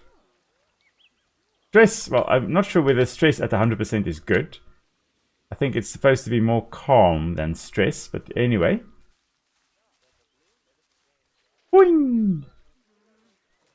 Off he goes. Probably going to jump up again now. Or get stuck on the steps. Whee! Ah, that's so sweet. Okay, let's have a look. Let's quickly check in. And our penguins over here. How are things looking over here?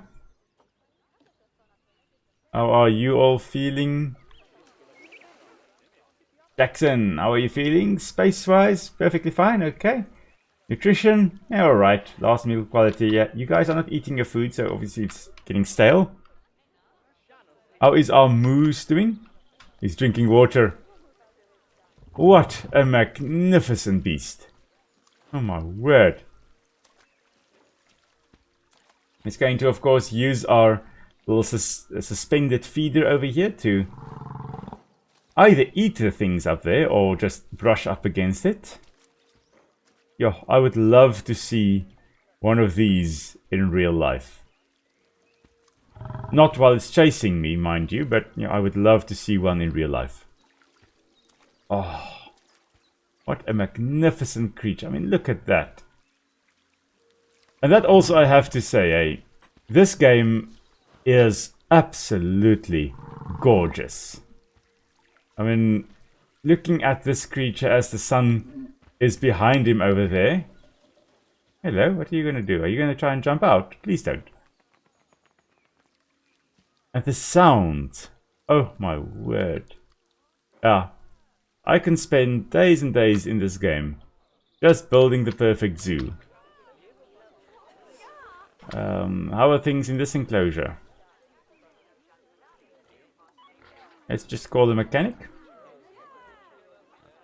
You two males, you're right. Doesn't seem to be any problems with them. Okay. I think the meerkats may be slightly crowded.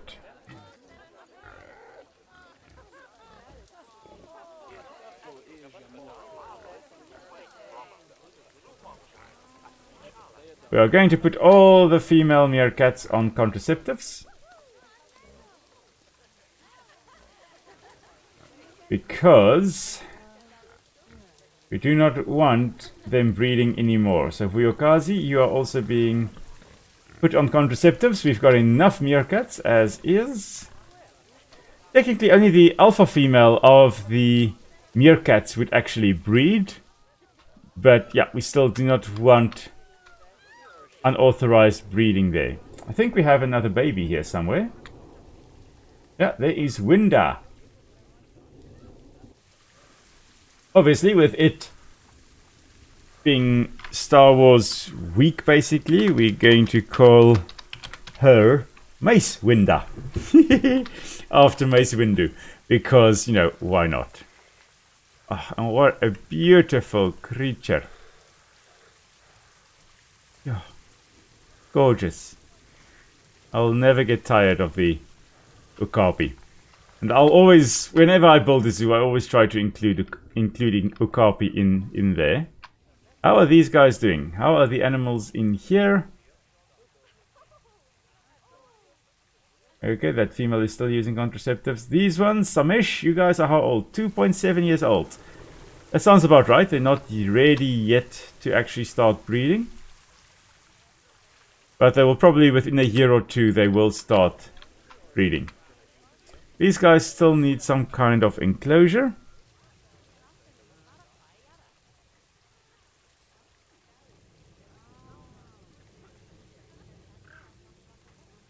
Some kind of hard shelter, but we are going to do that. I'm going to do that off screen. But yeah, I think actually this is probably a good point to actually stop tonight's stream then, though. It has been a nice little session. We've made good progress. We've actually made quite a bit of progress. We've got a new enclosure there with the red pandas. We've got our king penguins over here. We've got our gharials all set up over here as well. Our zoo seems to be running quite smoothly. Everything is going all right. And we just need to make sure that everything is fine.